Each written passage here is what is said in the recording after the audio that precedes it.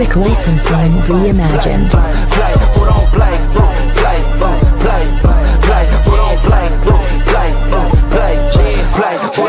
time coming, black on the bottom of my feet from running. Cataracts under my eyes from hustling. Going from buying to selling to customers. Run up the business, God is my witness. Turn up the sun up from under the sun that we maxing our limits. My mind running like Tom Cruise on an action movie. Moving a mission, they say that I'm tripping. I've been told I need a vacation, I'm finessing a visit.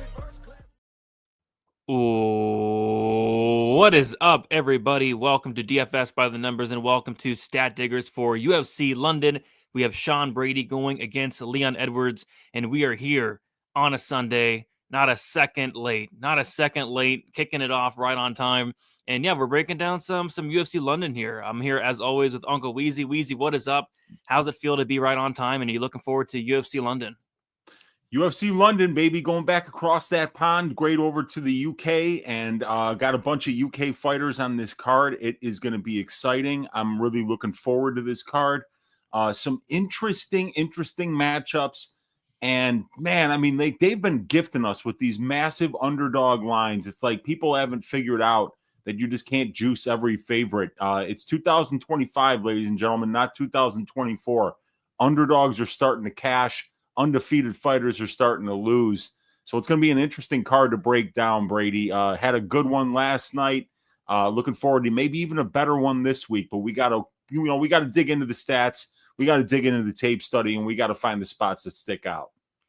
So, yeah, 2025 is the year of the underdog and the year of violence. We are finally getting finishes. We're done with those trash-ass gloves. It feels good because in 2024, it was all favorites, and all decisions. But 2025, we got underdogs and got finishes back. So it's been solid. Last night was good, and yeah, London is interesting, Wheezy, because you know me. I don't know what it is with London. Every London card, there's like no violence. There's no violence on these London cards. My one and only max bet that I lost ever was on a London card. It was the fight doesn't go to decision for Volkan Oezdemir Paul Craig. Volkan proceeds to hurt Paul Craig 50 times. The fight goes the distance. I'm not sure what it is with these London cards, but a lot of decisions, and it looks like this card's gonna be no different. A lot of totals set at 2.5. I think we only have one or two fights set at 1.5, and a lot of these overs are kind of juiced. Big cage as well, so I'm going to tread lightly on violence. I've learned my lesson time after time. These London cards, they just don't produce violence. I'm not sure what it is. I'm not sure if it's something in the air or what, but a lot of decisions probably coming up. I think it's just having Leon Edwards within 1 mile of you as a human being. It takes all aggression out of your system, and it makes you want to be a candy-ass point fighter that just is in boring fights. And, look what happened to Jai Herbert. Yeah. How many cards has he been on with Leon Edwards? Look what Jai Herbert used to be exciting, Brady. Look at him now. Oh, God. Right? I mean, like, am I the only one? Mick Parkin? Oh. Mick Parkin can't finish anybody but Lucas Bresky? Oh. How many cards has he been on? He lives in the same damn country as this guy. Oh. I don't know what it is about Leon Edwards, man. I don't know. But it's spreading. It's just spreading throughout the entire country. And then before you know it, it's going to get into France. It's going to go down south to Portugal. I mean, it's I don't know, man. I don't know. Yeah, we'll talk Maybe about Sean Brady can bring us some violence. Probably not. That fight probably goes the distance at a high clip. Speaking of Jai Herbert used to be all violence. His last 6 fights, it went to decision. Do you think that is the Leon Edwards effect, or? I don't know, dude. He used to go out there looking to take dudes' heads off, and now he's just like Wallenstall. Yeah. I don't get it, Dude, Christian Leroy Duncan used to knock people out, I remember. It's been a minute, Holland used to knock people out. Kevin Holland? Yeah, but that's not his fault. Kevin Holland lives in Texas. He can get all the violence that he wants, and Holland's cutting back down to 170 pounds here and fighting like a 53-year-old man. So maybe we get a bounce back from Kevin Holland. It's an interesting card, Brady. I'm looking forward to breaking this one down, man. It's interesting for sure. Before we get into the recap of last night, I do want to shout out the sponsor of the show, and that is our guy, Avery. Go check out Avery. His Twitter or X handle is MMA_very on X. There it is. Shout out to Avery for sponsoring the show. And yeah, it's always nice when me, you Easy, and then Avery, we all three had a really good night last night, and then we all had a really good night the week before. So we're hoping to keep the momentum rolling into London. Once again, shout out to Avery for sponsoring the show. Go follow him, guys. He does a giveaway each and every week, and I think gave away like $300 this week to one lucky winner. So go check out Avery. Really good guy. So yeah, recap of last night. Weezy, I'll let you kick us off. You had to one-up me a little bit. I think you won like 7.8, so I won like 7.5. So take it away. You got the job done. Yeah, this was once again, it was the dogs that really helped me out. I had money line bets on Chidi and Kawani. I had a money line bet on Sam Hughes. I'm not going to mention the other money line bet here because we're going to talk about the good before we talk about the bad. Andrey Lima by submission. Got that at plus 900. It was the first bet that I made of the week. Lima had never won a fight by submission, but saw on tape that he had looked really good in the Dos Santos fight with his grappling. We had also seen Daniel Barres, get taken down and insta-subbed by Jafel Filio. Was really proud of that bet at plus 900 cashing. Uncle Weezy's ass shaving of the week was Damon Blackshear to shave the ass of Cody Gibson. And Cody kind of shaved his own ass there. Cody was winning on the feet. And in both rounds, he went for a takedown. He got it and then just got reversed and put into really bad spots on the mat by Damon. So thank you, Cody, for, taking yourself out of that fight and choosing to grapple with a much better grappler in Damon Blackshear. That was an opportunity for Cody Gibson to give Damon Blackshear a vet lesson, and he blew it. But yeah, we cashed on Blackshear inside the distance. My dog pick of the week was Chidi Njokuani. He got a knockout win there when you're in the clinch with that dude, he's just got freakish size, really good Muay Thai. And then the probability parlay hit as well. That was the over 4.5 rounds in the main event. Sam Hughes plus 3.5 points handicap and Damon Blackshear to win. But, we got to take the good with the bad. And I come to you a humble man today, Brady, because even though I won 7.74 units and it all kind of came together like butt cheeks yesterday, I had a money line bet on Ryan Spann. Oh, let me repeat that. I had a money line bet on Ryan Spann to win a fight. Oh, and look, we all make mistakes. We all make mistakes. I mean, we're human beings. We are not perfect. We're put on this earth to make mistakes, and we're all going to make them. The measure of a man, Brady, is what you do and how you own up to the mistakes that you make. Do you kind of just walk away and leave other people to clean up your shit? Or do you do what's the most difficult thing to do and say, I was wrong. I was wrong. Because it's one thing to back a fighter and then that fighter loses a fight. It happens all the time. We as MMA bettors, we know how to lose bets because we're going to lose them every single week. But, when you see a guy go for an Uchimata and face plant himself into the canvas, that was the worst thing I've ever. And I'm sitting there going, I bet on that guy. And that's Waldo Cortez Acosta, a guy with no grappling at all. A white belt, ladies and gentlemen. And Ryan Spann, that was his takedown attempt. This guy, his game plan was worse than my bet. Which is hard to say because my bet on Ryan Spann was horrible. But this guy, you got a boxer who's heavy on his lead leg. His best weapon is his jab. You kick their low leg when they have got a good jab so that they can't put weight on the front leg and they can't pop that jab in your face. Ryan Spann threw no leg kicks. Ryan Spann didn't make him grapple either until he went for that whizzer kick and face planted himself into the canvas. And then he gassed out. And then Fat Spann gassed out early in the second round and just got his face boxed in. Mention the spinning fat kick. Oh, yeah. And then there was the Sam Alvey-esque spinning back kick. Kick. Yeah, fat kick that made Chris Barnett look like a Taekwondo gold medalist. So, look, it was a great day, but I've still got that albatross hanging around my neck, Brady. I bet on Ryan Spann. And I kept saying to myself all week, it's plus money. It's plus money. And when Spann looks good, he looks good. If he gets a takedown, and this guy gets up irresponsibly, he can snatch up a guillotine. He could land a big straight left.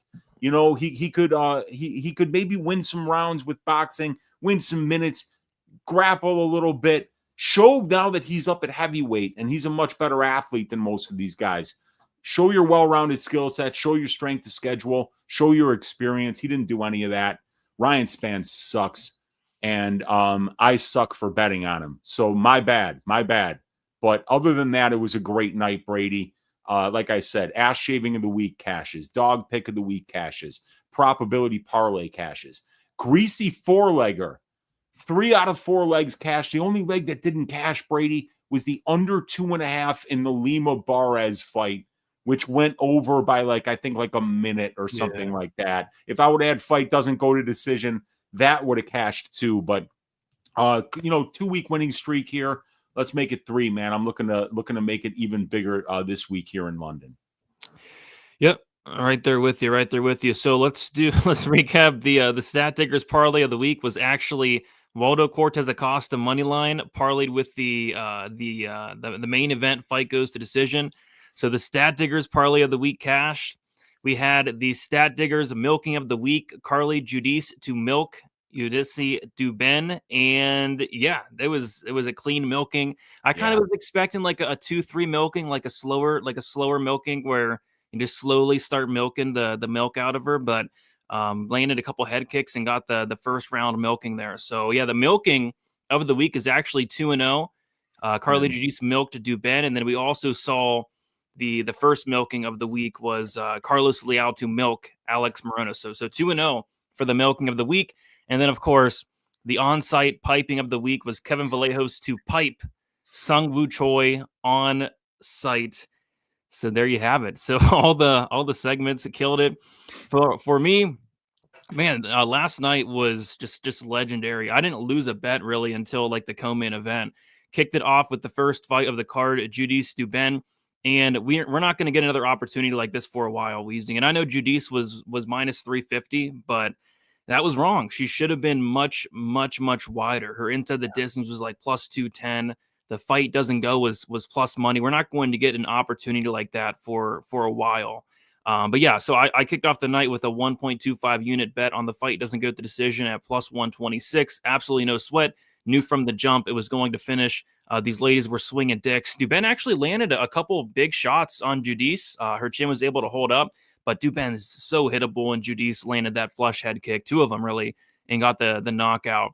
I as well had the submission prop for Andrey Lima, and I'm kind of upset. I was looking at it. I saw it was 26-1 for round 2 Lima sub, 33-1 for round 3 Lima sub. I was looking at it. I was thinking about adding it, and I'm like, okay, maybe it happens in the first round. So I just added the sub in general for a half unit at plus 650, but 33-1 would have been insane. Would have been an 8-unit hit, but was happy with that. I had this is the big one. I had a quarter unit on Carlos Vera to win by submission at plus 1,300. I hated that bet, to be honest, but I said all week, if I get better than plus 1,000 on Carlos Vera to win by submission, I'm gonna bet it. It's his money line, and kind of felt like a donation, but it was a donation I was willing to donate on. I've definitely donated on much worse. And then Carlos Vera goes out there and is winning the striking exchanges against Josias Musasa, lands 2 head kicks. The first one, Musasa eats it. The second one, he drops Musasa, takes the back and instantly chokes him out. Was not expecting to cash that, but that one felt good. So shout out to Carlos Vera, 38-year-old bantamweight, winning as like a plus 650, plus 700 underdog. Next I had the fight won't start round 3 in Vallejo's Choi, 2 units, minus 158. It was a spot I did like last week. The only reason I didn't go heavier is because these featherweight fights, I've been burnt so many times. Like there's fights that should absolutely finish, they end up going the distance. So that's kind of the only thing that held me back. But yeah, cash the fight won't start round 3 there. I had Blackshear Gibson fight ends by submission, plus 260 for 0.75 units. The fight ends by sub was pretty much the same price as Blackshear by sub, so figured just take that, and Blackshear was able to cash that. So far, so good. So far, it was an incredible night. Had the finish only for Kurt Hollabaugh, and there were 2 spots I loved in that Hollabaugh fight, Wheezy. The finish only and the plus 3.5. I ended up going with the finish only. But if I would have had the plus 3.5 in the Kurt Hollabaugh fight, I probably wouldn't be here right now. I'd probably be in jail for doing something crazy. I mean, can you believe that plus 3.5 for Hollabaugh did not cash? Because that was a phenomenal spot last week. I could not believe that. Somebody scored 30-27 for Alexander Hernandez. The Kurt Hollabaugh plus 3.5 does not cash. I would have literally drove my car into the Ohio River and I would not be here right now. But luckily, I had the finish only. Don't lose, it pushed. So everything's perfect up until then. I had Elijah Zaleski dos Santos to win inside the distance and a sprinkle on the sub. He did hurt Chidi in the first round, but that, it wasn't a great bet. I thought he could potentially finish Chidi, who's been finished 8 times. Obviously doesn't come through. And then probably my worst bet of the night, it was the Marvin Vettori money line. Had that for 2 units. It's a shame. I guess Marvin Vettori's washed at 31 years old. You hate to see it, but yeah, he's a washed 31-year-old. So overall, finished up 7.58 units. I did have a Hail Mary parlay as well, Weezy. Had a Hail Mary parlay. I actually liked it quite a bit. The first leg was the fight ends by knockout in the Choi Vallejo's fight. Check. The second leg was Damon Blackshear by sub. Check. The third leg was Dior Nergoze to win inside the distance, and he gets Kimura'd by Claudio Ribeiro. So that one kind of hurt. But yeah, overall, can't complain. It was a very, very solid night. And hoping we can keep it going. 2 winning weeks in a row as well. Let's make it 3 for UFC London. I did do a poll. I said, who needs help? And the number 1 option was DR Nergoze. Yeah. Number 2 was Ryan Spann. Yeah. Number 3 was the minus 1,000 favorite Josias Musasa. And then I actually put Nergoze again because I figured he might need extra help and I couldn't think of another option. But I'm going to end the poll here. And the person that needs the most help is DR Nergoze, 42%. Yeah, yeah, that's, at least Spann made weight. Like this kid comes in 5 pounds heavy. He looked fat. He didn't look that fat on the regional scene. I don't know what the hell was going on. Maybe he was just on all the drugs on the regional scene, and now that he's getting tested, he's softening up a little bit. But yeah, I mean, like I probably would have voted for Spann, but it might just be me who needed help for betting on him, because that wasn't good. But one of the guys in the chat was saying that, like I missed the fraud call on Musasa. Dude, I called him the 2nd worst fighter in the division. The only problem is that I thought Vera was the worst fighter in the division. So, I mean, yeah, like it's not. And then Troiano says in there, what a shocker that a guy from Central Africa at minus 1,000 was a square bet, I mean, that was wild, man. That was a hell of a knockout by Carlos Vera. That was some highlight reel shit there. It was great. I couldn't believe my eyes, to be honest. I couldn't believe when he locked in that rear naked choke, because I was looking at that sub prop. I even gave it out on probability, and I was like, dude, he's gonna get knocked out by this kid, but I was like, obviously I told everybody this is clearly dog or pass. You're not betting on a guy from the Congo at minus 900. It's just obviously a very bad idea, but congrats to everybody that had the Vera money line, the Vera sub prop. That was sharp. A lot of people had the Vera sub prop, it seems. So yeah, that was It was good. Good to hit those big ones every once in a while. Let's see what we got in the chat. What is up? The chat is popping, so I'm going to try to get through it as quickly as possible. VTech saying the only reason Nergazay tapped was because he couldn't rub his eye. Yeah. Because the Kimura, he couldn't. He did his nervous tick, so he had to tap so that he could go back to it. 16.23. It's jeez. Oh, I would have been right there if DR would have finished Claudio Ribeiro, but yeah, 16.23 is amazing. Shout out to Elijah One. nice. Has Kerry Hatley been arrested yet? None. No, he was reffing last night. They let him in there last night. They let him in there. Yeah. Oh my gosh. Get some help, Josias Musasas. Fraud. I'm surprised your fraud meter didn't go off on Duben. Or was that just an obvious one? Yeah. Oh, yeah. I thought, I definitely was saying parlay Judice. I was not one of the people. Dubin does have heavy hands, but yeah, she does. Against who? That girl, Shannon Clark, was walking. She was pulling a Fernando Padilla, just walking, hands down straight into great punches. Like that looked like Padilla versus Sean Woodson. Woodson knocks out nobody. And he knocked out a guy in Padilla who had never been finished before because Padilla fought like Shannon Clark. Like somebody grabbed the controller and just was like, no defense, walk forward, block punches with face. Let's not talk about that fight. I was there live and it was so hard to watch. It was so hard to watch. I couldn't believe it. Get some help.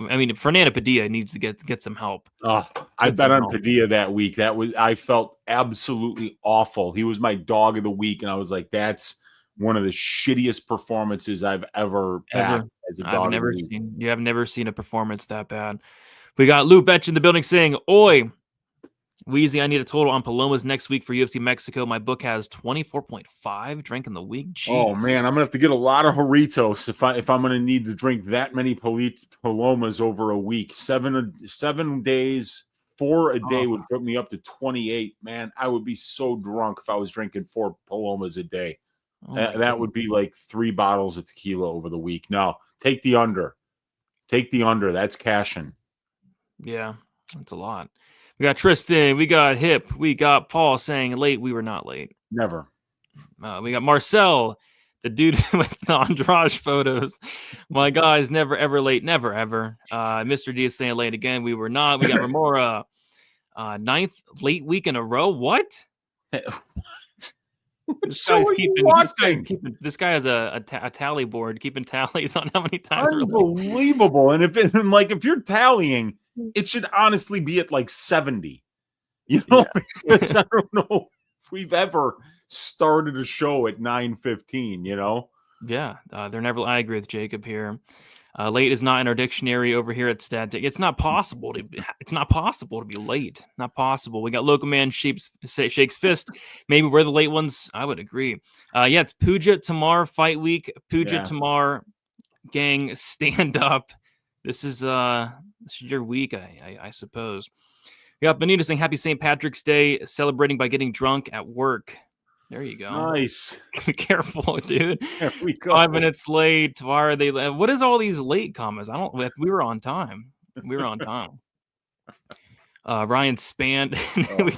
We covered that one. I hope he doesn't see. Yeah, no singing today. I'm not singing for a while. With that said, though, got a lot of good feedback. I got like 98% good feedback. 2% were some couple mean comments, but got some good feedback with the singing. I might have to bring it back for UFC 314. Dude, it did Priscilla well. My God, did she look great? Yeah, and I had a really good week, so maybe I should sing more often, but not this week. Not this week. It has to come to me naturally. Brady has been okay. Let's move on to the next comment. No singing. We got Avery in the building. What is good, Avery? God, what is up? Brady saying, "Don't stop me now." We're not singing that song. No chance. Brady with the hat. Minus 350. That's it. Jeez, that's a good line. That's a good line. I thought it should be more like minus 1,000. Iceland with 3 winning events in a row. There you go. Keep that win streak going this week. If thou are late to the party, thou should be piped. Socrates did say that. I'm Greek and I know. Did he actually say that? I thought Colton G said that. It was Colton G. Another great philosopher, but more of a modern philosopher. And by the way, where is Colton G? Is he in prison? I don't know where that dude is, but yeah, he might be. He's probably just out on parole for like a week when he watched that stream. I don't know. That dude's got problems, man. Oh, he does. Him and his homies, man. Him and his homies. Puja's gonna bring the heat. Oh boy. Yes. Oh boy. Do Ben get some help? Yeah. Do Ben definitely got milked? She did. Yeah, she did. When you pick a milking, that's kind of what you want to see. Yeah. Quite frankly, it was closer to a piping than a milking. Like I said, I thought it was gonna be like a slow, dragged out milking 2-3 type finish, but no, she milked her in the first round. It was quick. Judice milked Duben, milked her nice and good, milked her dry, milked her proper. Mm-hmm. Or a proper milking. Came in there with her pail, got on her knees and milked her for everything she had.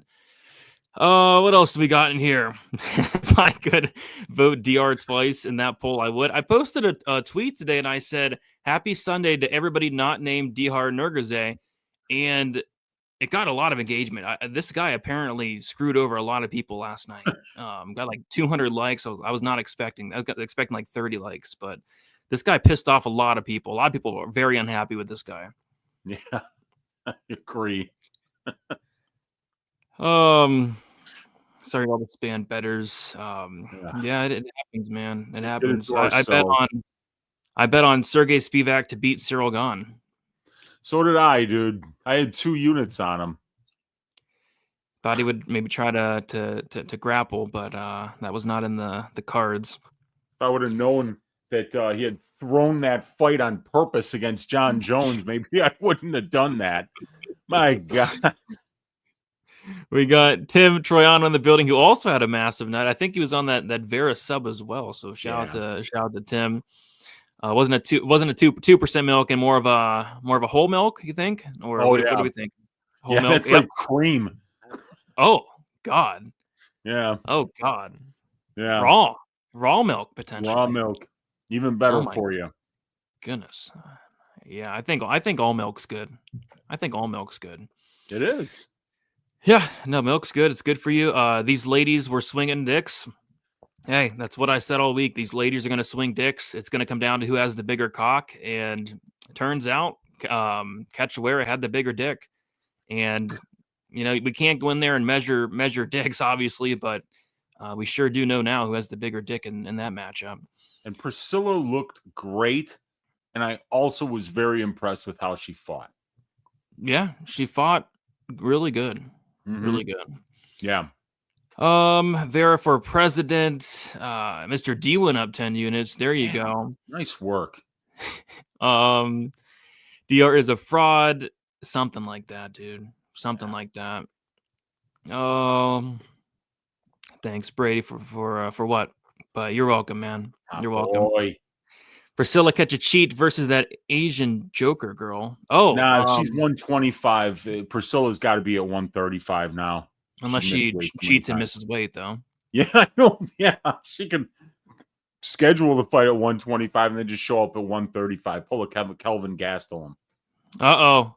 We got a dono from Insidious Gorilla with the 499 saying, Wheezy, thanks for the Lima by sub. I'll show you some love your next stream. Brady got me Vera.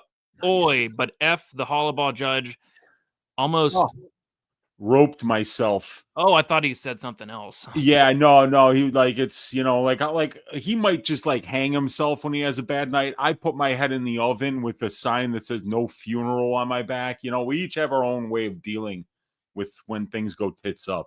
Yeah, I get it now. I thought the O was an A. Yeah, I hear you. Yeah, that would have been bad. Yeah, don't want to do that to yourself. We're not late. We're not late. Brady had to sing every show. 314. I have a special surprise for UFC 314. Went on Amazon. Every time I have a really good night, I go on Amazon and I get something, right? I may or may not have gotten a a Diego Lopez style wig. So I got something in store. I tried to find a Patty one, but Diego Lopez wig sounds a lot cooler. Oh, that's awesome. And yeah, Diego's fighting our guy, my guy, Yair Rodriguez here, Chicago's very own. It's going to be a good one. Diego's fighting a Volk. Oh shit, that's right. They changed that up. My bad. Who's Yair fighting? I forgot. He's got a fight. They just he does.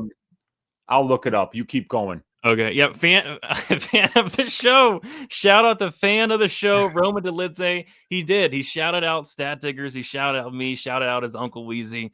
And he's a big fan of the show. So shout out to Roman Delidze. And I'm curious to see what Roman does next. Big fan of the guy. And if you're watching tonight, Roman, what is up? Congratulations on your win. It was a pretty good win. That was a good win, man. And I mean, poor Marvin. You could tell that the ring rust was real. If you don't come out wearing your cup, on a 20-month, it just goes to show you that ring rust is a real thing. Activity actually matters, and Roman, the much more active fighter as of late, and he landed the bigger shots, and his cardio looked really good. Yeah, I mean, sometimes it matters, sometimes it doesn't, but it mattered in this case. I remember Ricky Glenn took like a 5-year layoff and came back and got like a 60-second knockout. Oh, that's right, but it was against Joaquim Silva, who was also on a massive layoff. That is they true. Were both on those really long layoffs. I remember I was like, how did this fight get made? Both of these guys are sharp. I thought they were out of the UFC. It was a wild one, man. We got a hot take in the building. Eileen Perez's OnlyFans versus Jessica Andrade's OnlyFans. It's better than. Yeah, I agree. I agree. It's a hot take. Yeah. Both are disgusting, dude. I've seen pictures of it both. I mean, Perez is out there posting her butthole. Like, I don't want to see that. I don't want to see your butthole. Why would I want to see your butthole, Eileen? But Eileen follows me on Instagram, so maybe I should watch what I say. But big fan of her fighting style. Not a big fan of her butthole. Not a big fan of her butthole. We got Paku _MMA with the $5 donut saying, "What's up, guys? Hope you're well. 5th straight week of smashing bookies for me." There you go. A 0.3 unit slam on Vera by sub plus 1,400, and all my save spots hit. Let's go. 1,400 is great price there. Shout out to Paku. Keep it rolling. Get 5 this week. What else we got in here? You can use I threw away the Liang Na wig, but I could have, but I threw it away. He's fighting Pitbull. That's right. It's Patricio Pitbull. Shit, because he was supposed to fight Diego. I think they made that fight for a second, and then they rescheduled Diego to fight Volk when Ilya vacated the title. Yep. Let's see. So he's a big fan of Mahmoud Muradov's OnlyFans. He's got an OnlyFans? Mahmoud Muradov? Yeah, he was actually used to be an adult film star. Oh, that's right. I heard about that. Yeah, okay. I'm bad. Yeah, that's right. Yeah. I'm sorry I asked. Yeah, I'm sure there were some milkings in his. I remember when Mearshtar milked him in the second round. Hey-o! Sure, there's a bunch of milkings with that guy Muradov. But yeah, if you guys could do us a favor, like the video, subscribe to the channel. We go live every Sunday, 10:15 p.m. Eastern time. Never a second late. Always on time. If anything, we start early. If anything, we started a couple minutes early. We're like, hey, we're backstage. You want to start this early? And we do. And we do it for you guys. We do it for you guys. All right, let's get into UFC London. And we're going to kick it off with the first fight of the card. We have Guram Kutateladze going against Caue Fernandes. We got Kutateladze, 33 years old, 5'11" with a 72-inch reach. Fernandes, 29 years old, 5'9" with a 72.5-inch reach. Fernandes, 4 years younger. Kutateladze with a 2-inch height advantage, and Fernandes with a half-inch reach advantage. Kutateladze is 3-2 in his last 5 fights. Made his debut against Mateusz Gamrot. Won that fight by split decision. He lost the split decision to Damir Ismagulov. He lost by knockout to Elvis Brenner. And then he won by decision against Jordan Vucenic. As far as Caue Fernandes, 3-2 in his last 5 fights, made his debut against Mark Diakese, lost that fight by decision, and then knocked out poor Muhammad Yahya in the first round, his last fight. So, yeah, so this card is kind of not like our, the cards in the past, Wheezy, where we have a million big favorites. We only have a couple big favorites this card, right? The rest are closer. This is one of the big favorites on the card. Looks like Kutateladze is minus 450, which makes him the second biggest favorite for UFC London. And this is one where there's a couple fights that it's want nothing to do with, and this is one of them. I actually think Fernandes is a very talented striker. I love the guy striking, but there's a couple problems with Fernandes. The cardio is very, very questionable. This guy slows down massively as the fight goes on, and then the takedown defense is just non-existent. A gust of wind can take down Kaue Fernandes. So I actually think on the feet, it's going to look very competitive early, but if Guram decides to take this guy down, takedowns will come free. He can get them. He can get them easily. And Kaue is one of those guys that will just fight off his back, lose minutes, one takedown, and that's probably the round because he just doesn't get up. He's going to try to throw up submissions, probably not get them, and just lose minutes off his back. And then as the fight goes on, Fernandes is going to slow down like he does in every fight. So am I laying minus 450 on Guram Kutateladze? No. But in terms of a pick, I got to pick him to win here. He should win this matchup, but I'm not a big fan of either of these guys, to be honest. Weezy, what are your thoughts on this fight?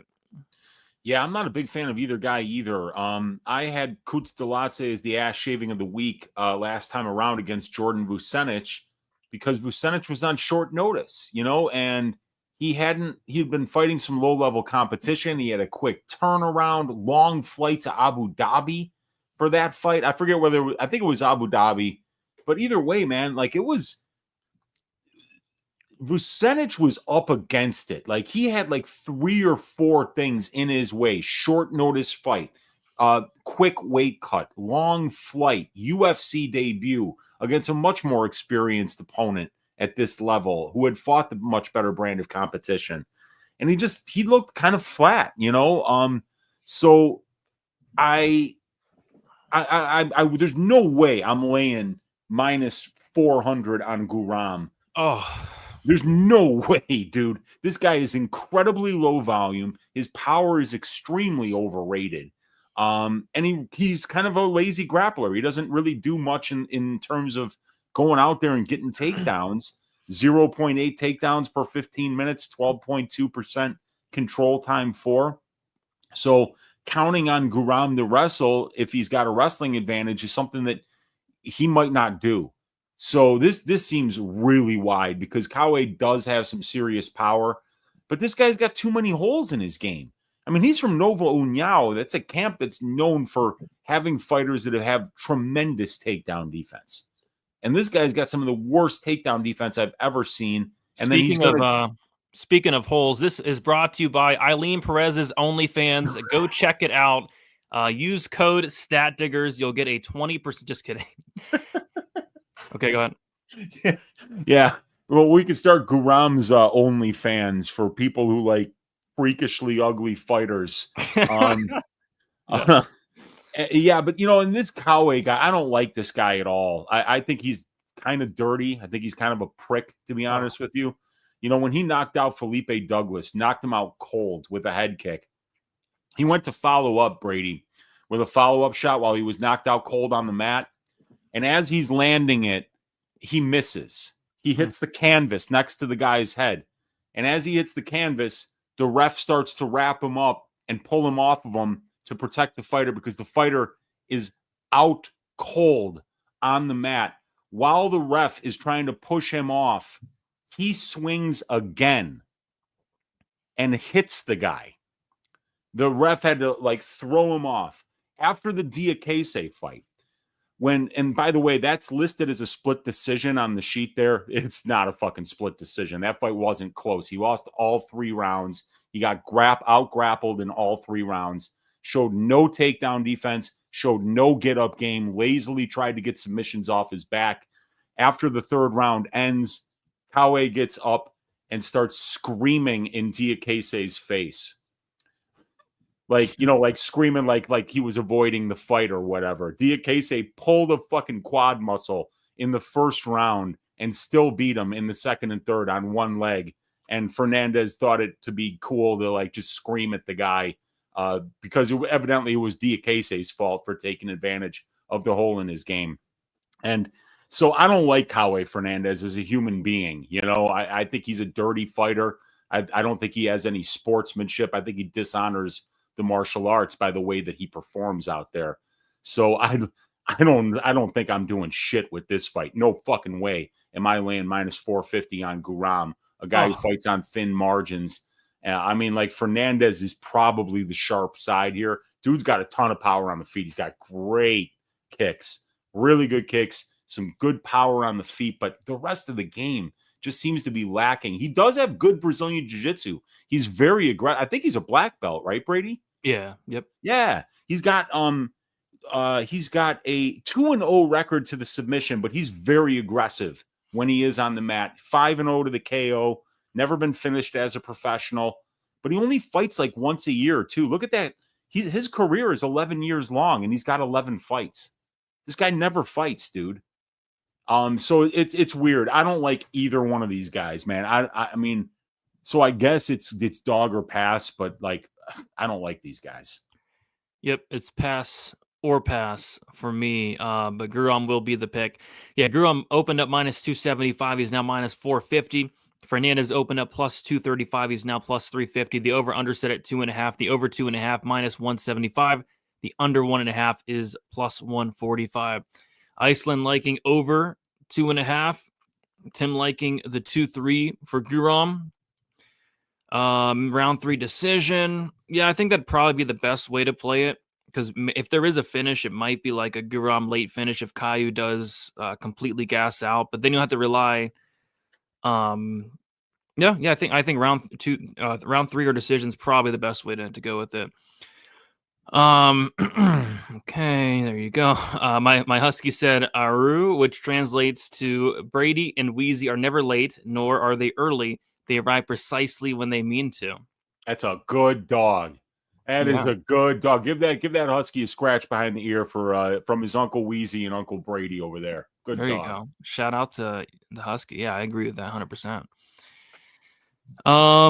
Let's see here. We got from Fresno saying $3. Wheezy's info is not in the description. Give Wheezy money. You give me money. Have to hit up Wheezy. Avery's giving Wheezy money. Shout out to he is, man. Yeah, Avery sports the show, man. Thank God for Avery. If Avery wasn't here, we probably wouldn't be doing the show, to be honest. Yeah, we'd be like 6 hours late. Yeah, we'd be a couple days late. So shout out to Avery. Everybody thank Avery. But all right, let's move on to the next fight. It is Caolan Loughran going against Nathan Fletcher. We got Nathan Fletcher, 27 years old, 5'8" with a 70-inch reach. Caolan Loughran, he's 31 years old, 5'6" with a 68-inch reach. We have Fletcher, 4 years younger, 2-inch height advantage and a 2-inch reach advantage. Let's see. We got Fletcher is 4-1 in his last 5 fights. He beat Zigomontis Ramaska in his debut. That was the tough finale, right? Won that fight by second round submission. As far as Caolan Loughran, he is 3-2 in his last 5 fights. Made his debut against Taylor Lapilus, up a weight class, lost that fight by decision. Beat Angel Pacheco by decision, and then lost a decision to Jake Hadley. Interesting fight here. This is actually a rematch. These guys fought as amateurs back in 2018. It was a very close fight. It did go to decision with 3-minute rounds, and Nathan Fletcher actually ended up winning the fight. But yeah, this they're fighting like 7 years later here. And it's an interesting fight because Nathan Fletcher is a guy that, need it on top. The striking, it's just really non-existent. Even since their first fight, I don't think Fletcher's made any improvements with the striking at all. This guy just, in every single fight, he wants to get the fight down to the ground. He needs to.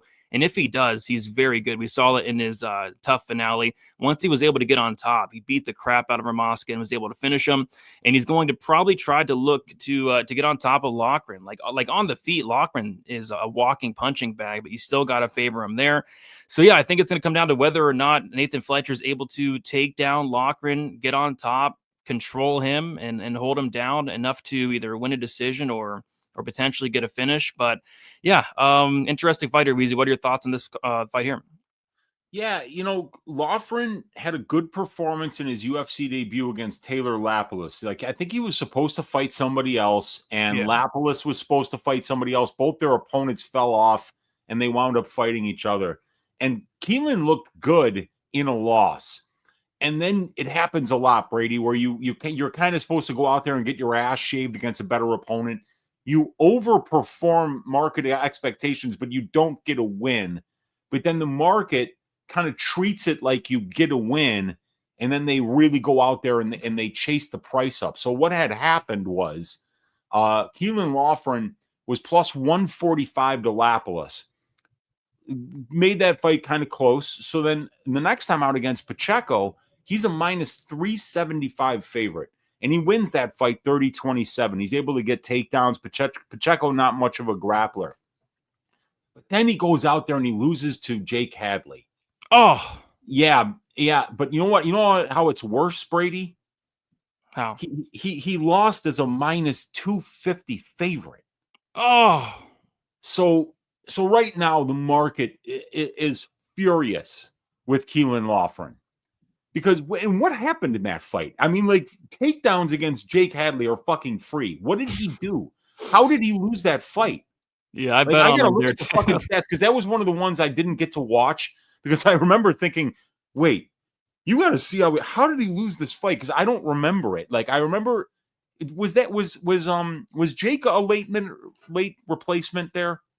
He might have been, but he lost it because he just fought like a complete idiot.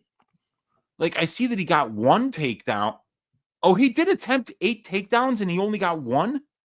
Yeah, Hadley's take defense looked really good there. No kidding. Yep. Wow, because Hadley's takedown defense is usually really bad, if I remember correctly. So I'm kind of surprised that Keelan, who's supposed to be a wrestler, like, that's what you're betting on if you're betting on Loughran, is this guy to go out there, get takedowns, get top time, and beat you up on the ground. His boxing's okay, but that's scary, man. If he's unable to take down Jake Hadley, he didn't try at all, though, in the first round. I mean, that's bizarre to me. No takedown attempts, and then he got outstruck 27-19. I don't know. But it was a short notice replacement, so we didn't have time to like game plan and shit, Yeah, but I mean, like, that's what coaches are for. What shouldn't these guys have somebody like us in their gym that actually caps fights? Think about it. Wouldn't that be smart? Where you could be like, hey, man, I got a short notice against Jake Hadley. What should I do? Oh, guys, takedown defense is ass. I've bet against him several times. Avery could tell us.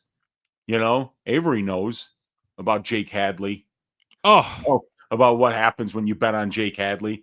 So anyway, yeah, I can't believe he lost that fight. And that was July of last year. So it's going to be interesting, man, because it feels like Keelan should be the better wrestler.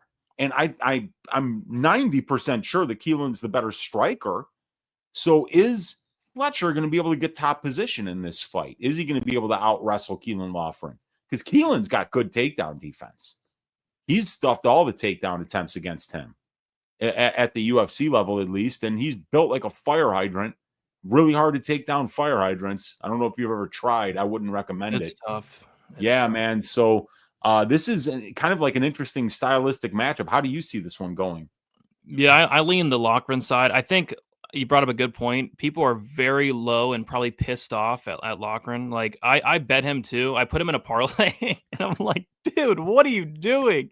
So I think people are just pissed off at this guy. But yeah, I mean, there's a couple reasons to like Loughran here as a dog. I think he's going to easily have the strike advantage. And yes, he's hittable, and that's kind of what Jake Hadley was able to do. But Fletcher just has I haven't seen any striking at all. And it's like, I feel like Loughran's more likely to get on top. And so I think probably dog here for me. Loughran opened up the favorite, actually, minus 150. He's now plus 105. Nathan Fletcher opened up plus 130. He's now minus 135. The over-under is set at 2.5. The over 2.5 is minus 255. The under 2.5 is plus 205. I lean over. Fletcher, I believe, a black belt. I know Loughran's a black belt as well. Loughran, I don't think anybody's ever finishing Caolan Loughran. You might have to bring a sledgehammer. You see how big that guy's head is? It's like bigger than his entire body. It's huge. What's hilarious is you look at the amateur picture, his head has gotten bigger, dude. Yeah. I mean, like, clearly a lot of these guys use steroids. You can look at Keelan Loughran as an amateur and be like, whoa, dude, he doesn't look like a lollipop then, you know, and it's because your head gets bigger when you take steroids. Yeah, it does. It does. Yeah, remember Fletcher. Barry Bonds? Do you remember Barry Bonds? I don't know if you're old enough to remember. I know Barry Bonds, yeah. Dude, because Sosa and McGuire and Bonds all started doing steroids around the same time. And because I'm old enough to remember when Barry Bonds was a rookie with the Pirates. And if you look at his rookie card, he's like Jalen Turner. He's like this skinny dude. And then you look a few years later and he's got like gigantism and his ears go past his shoulders and his shoulders are like out to here. So, oh my God, man, that was wild. Oh. Fletcher by sub or decision. Fletcher is easy here. Loughran's wrestling. That fight versus Hadley would have gotten 2 to 14 takedowns on Rose Namajunas. Oh, let's see. I'm picturing Rose just stuffing Loughran's takedowns right now. It's pretty funny. Oh, let's see here. Me pot of gold looking at. Oh, pipe up that like button. Yes. I can't wait till we talk about the on-site piping of the week. I'm not sure if I'll have a milking of the week this week. I don't know. I don't know if there'll be any milkings on this card or not, but we'll see. All right. Moving on to the next fight. We have, oh boy. Shauna, Bannon going against Puja, Tomar. We got Bannon, 31 years old, 5'5" with a 69-inch reach. Puja Tomar, 31 years old, 5'1" with a 59-inch reach. We got same age there. We got Bannon with a 4-inch height advantage. And does she have a 10-inch reach advantage for real? Yeah. Oh, yeah. What? Really? Yeah. Oh, I mean, Puja's got a 59-inch reach, so it's very, very, you know, it's so small for the That's division. a big reach for Bannon, though. Yeah, and she throws a lot of kicks, too, so she's going to be the much better range manager in this fight. I mean, Puja's the Indian Josiane Nunez. Head down, throwing overhands. Oh. We got Bannon. Nobody's getting milked in this fight. We got Bannon, who is 4-1 in her last 5 fights. Made her debut against Bruna Brazil. Lost that fight by decision. She won a decision against Elise Ardelin in her next fight after that. As far as Puja Tomar, she's 5-0 in her last 5 fights. Made her debut against Rionda Santos. Won that fight by decision. So I remember breaking down Puja Tomar a couple months ago. We trashed her a lot on our show.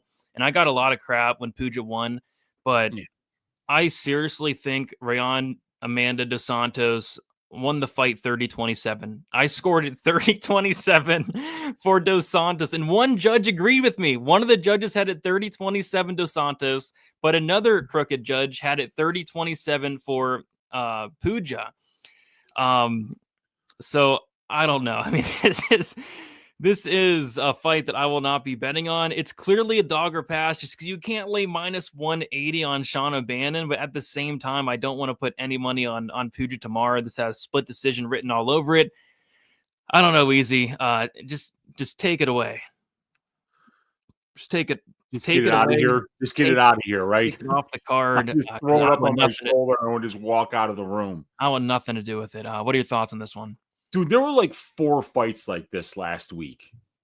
Like, you know, Judice versus Dubin, you know, Cachoeira versus Nunez, Su Young Yu versus AJ Cunningham. Just like these fights where, you know, you shouldn't waste your time trying to figure out which one of these ladies is better, because it might drive you insane.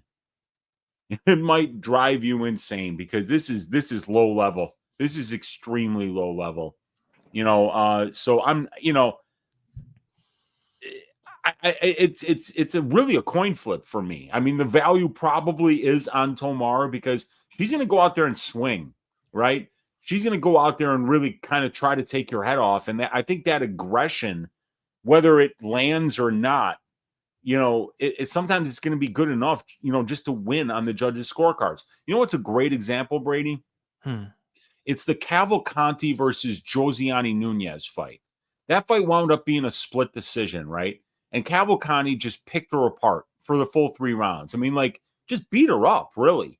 But Nunez just kept walking forward like a spaz, throwing overhands, and some of them kind of landed on the shoulder. And there was a retarded judge in that fight. It's Ron McCarthy. It's John McCarthy's retarded son. And he scored it 30-27 for Nunez. And he was probably saying something like, I saw the more aggression from, something like that. Completely unintelligible, like somebody who needs help would speak. But when you have a fighter that fights like that, you never know how the judges are going to read it. So, I mean, like, my sage advice for the folks watching at home would be, there are 13 fights on this card. Bet on 12 of them. Just the one that you don't bet on is probably this fight. Yeah, I do want to shout out my guy Clint from the Die Hard MMA podcast. I'll actually be on his show tomorrow, and he may or may not have 3 units on one of these ladies. Yeah. So I would say it's ill-advised. Now, Clint might come out smelling like a rose here. Yeah. He might, and I know what side he's on. He's at least getting the plus money side, because I don't think either one of these ladies is very good. Might be a draw. Could be a draw. They're both not good enough to win. Yeah. Yeah, I mean, like, being the best kickboxer in Ireland is like being the best hockey player in Pakistan. It's just, I don't know what it means. I really don't know what it means. You remember it was the, Bayo Malecki, the Swedish Muay Thai champion, Yazong Hu. Yeah, the Chinese Greco-Roman wrestling champion, with no wrestling whatsoever. How many people showed up to the tournament that he won, We got to get Yazong Hu back in the UFC. I'm going to make a petition, man. I'm going to get back in there. Well, give him one more shot. He's 3-3 in his career. Let's give him one more shot. Yazong Hu. 0-3 in the UFC. Lost to Alan Amidovsky. On those Greco-Roman mats in China and sharpen up his wrestling. I'm sure he's a nice guy, though. Yazong Hu. Nice guy. This fight has split decision written all over it. I wouldn't be surprised if we saw, DraftKings offer the worst split decision prop yet to date. This has split. This has split decision written all over it. We should be taking the plus money, the plus 150. I agree. On Puja Tomar. Why not? But then you'd have to put money on the fight. That's what Pepe's saying. He's just saying it's a 50-50 fight, coin flip, 1 plus 155 is a really good bet. And I mean, yeah, no, I agree. It kind of is.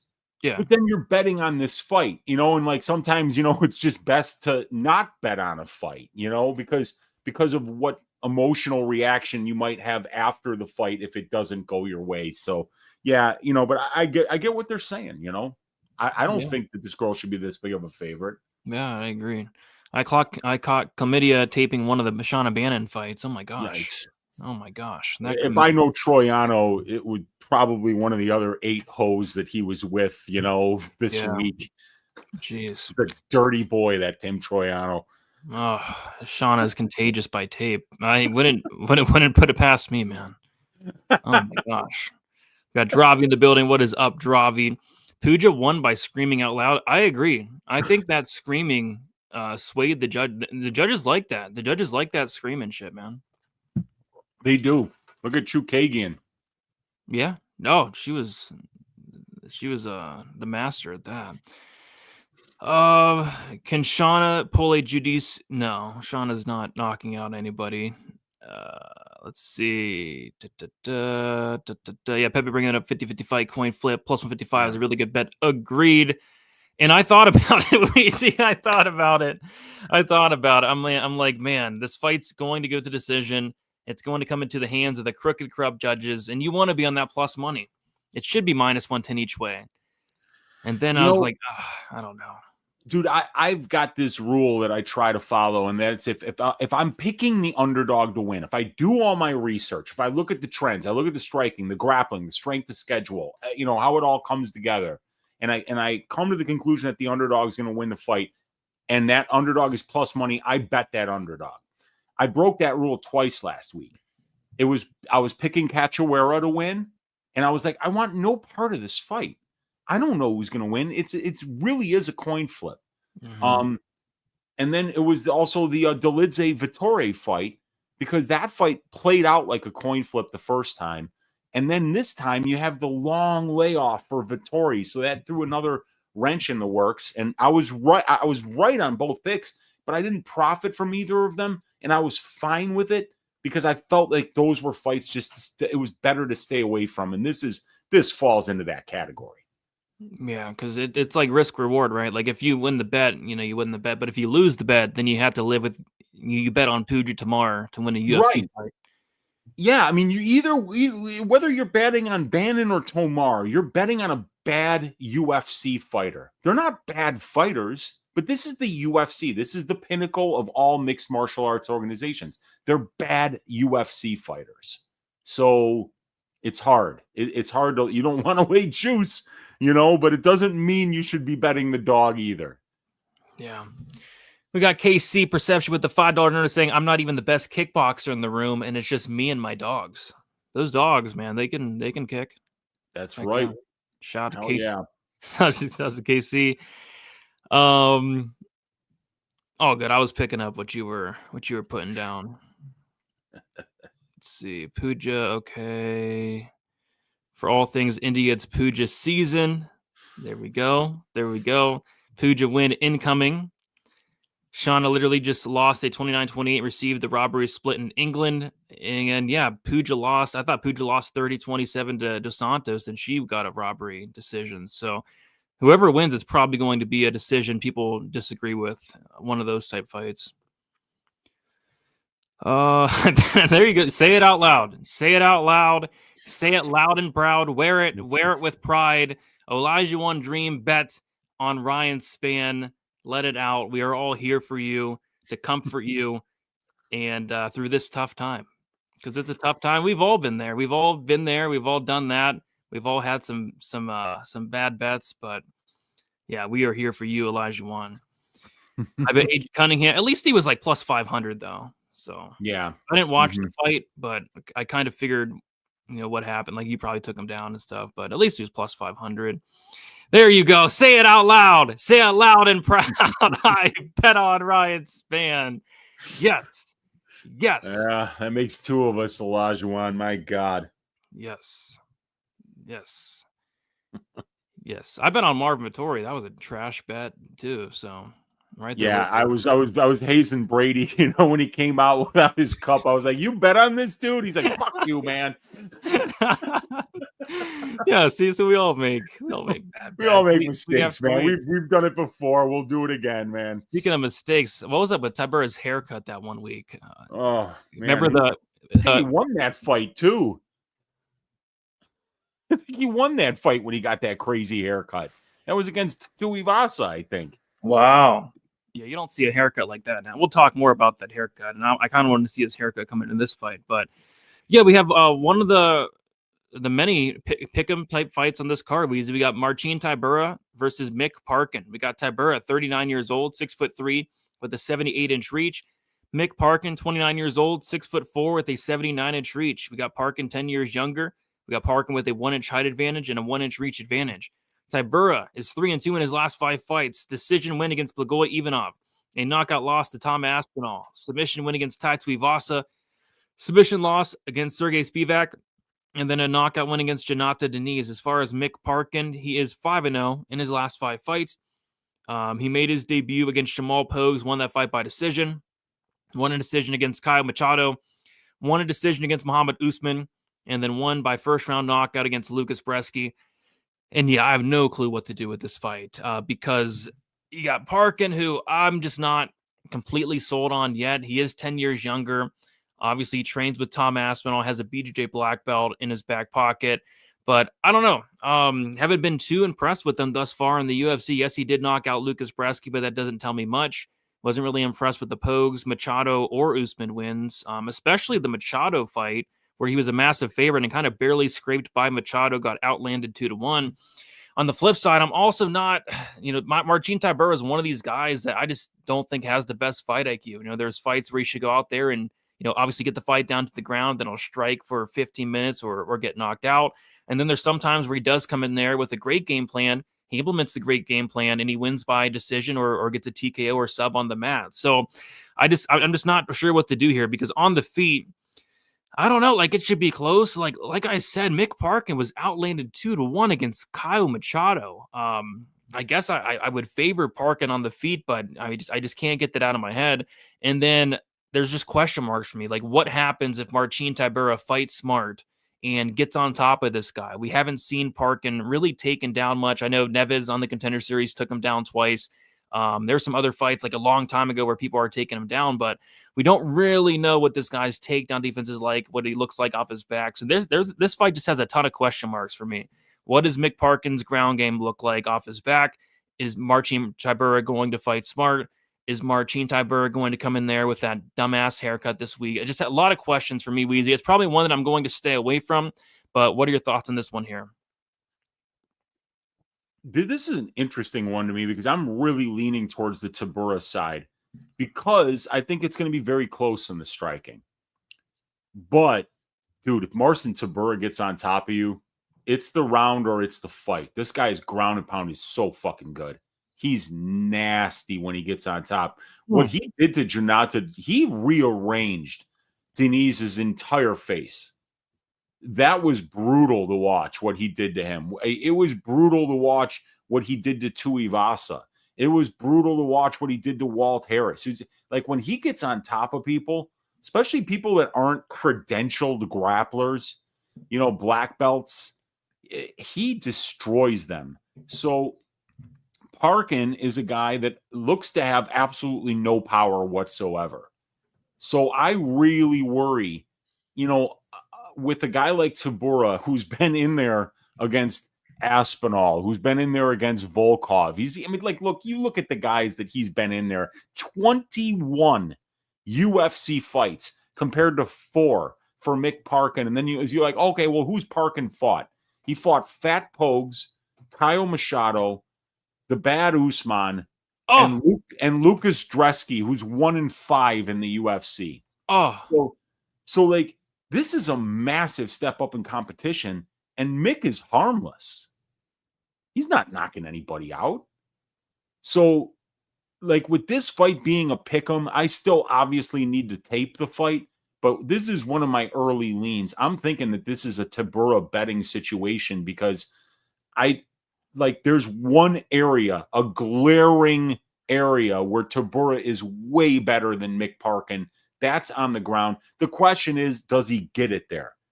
Because you can't count on Tybura to be like a high volume wrestler, but with the success that he's had in the Tuivasa and Denise fights in 2 out of his last 3 fights, I kind of got to feel like he's going to try to grapple here.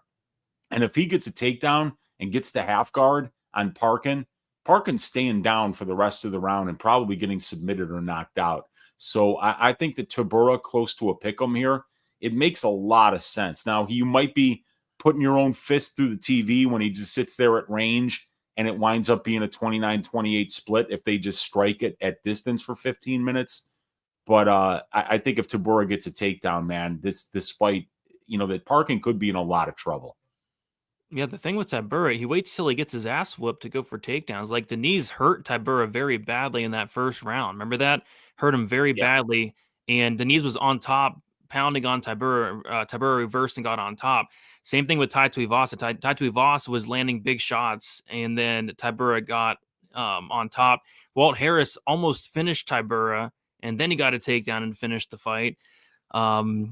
So yeah, it'd be wise for Tybura to go to that wrestling a lot more often. But like you said, Parkin's not dangerous, so he doesn't really have to worry about getting hurt like he did against Denise. Some of the other guys as well. So. Like Tuivasa, like Aspinall, guys that can really hurt you out there. This is not what you have to worry about with So, I feel like if Tybura, if his coaches are like, hey, man, wrestle this guy, he's not going to have to worry about closing the distance. He's not going to have to worry about getting knocked out because he's seen 10 times more powerful strikers over his 21 UFC fights.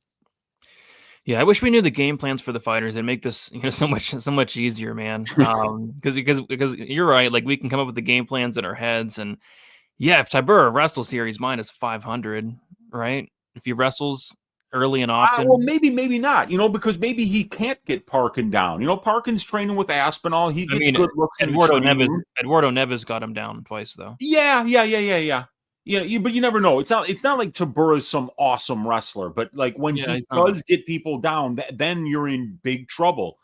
This guy's dominant when he gets on top of his opponents. So yeah, we'll see how it goes. Mick's getting better. Mick's still only 29 years old. Marcin's 39. So, we can expect improvements between fights from Parkin, and Parkin's 4-0 in the UFC. He's off to a great start. So this is the right step up in competition at the right time for Mick. Let's see how he handles it. But I'm leaning to the Tybura side here as an early look. Let me bring this up here. I'm going to bring that up there. Did I say I like Tybura? I think Parkin's going to knock him out. Well, we got to see what haircut he's showing up with. Yeah. I don't know what that was, man. Yeah, I don't know. The beard looks pretty good. I'll never forget it. I'll never forget it. I had a bet on Marcin Tybura against Sergey Spivak. He walks out to Can't Stop by the Red Hot Chili Peppers, which is a song I used to enjoy. And then he gets armbarred from guard against Sergey Spivak. I just sat there in awe for like 30 minutes.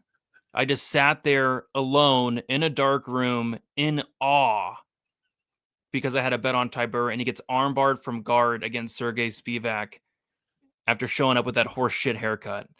So I don't know if I'm touching this fight, but I'm picking up what you're putting down. Let's see. What do we got here in the chat? I already bet Tybura. If you don't look good against Usman, you're getting dog walked by Tybura. And he didn't look good against Machado either. Yeah. Parkin didn't look good against Machado either. And even the Pogues fight, Pogues didn't throw a punch after round one. I don't know if you remember that. That Pogues performance was like literally one of the worst performances I've seen by any heavyweight. And you guys, I'm not joking. And the heavyweights are the worst division, like that means Harry Hunsucker. That means like some of these horrible heavyweights that we've seen in there. Like that Jamal Pogues performance against Parkin was a complete zero. Oh. Well, Jamal Pogues is lazy. We always talk about lazy fighters. Pogues is up there, top three laziest fighters in the UFC. Fights at a bureaucratic pace. Yeah. Yeah. Yeah. Sorry, that stupid haircut. What was he thinking? I'm assuming he went to a barber, and he went in there, and like, what did he say to the barber? Like, how do you even explain something like that? You gotta wonder if like the barber talked him into it. I mean, because sometimes like you go into something, like for instance, like what do you know about cutting hair, Brady? Well, my mom does hair for a living, so maybe. Yeah, but what do you know about it? Like, if you had to cut somebody's hair, would you be like, no, I'm not doing that, right? Yeah, right. So, like, when you go to somebody that's supposed to be a professional, a lot of people are afraid to say, you know what, I don't think that's a good idea, and maybe Marcin is like, hey, man, I'll handle the fighting. When I go to the barber shop and he says, I've got a great idea, I just listen and let him go to town.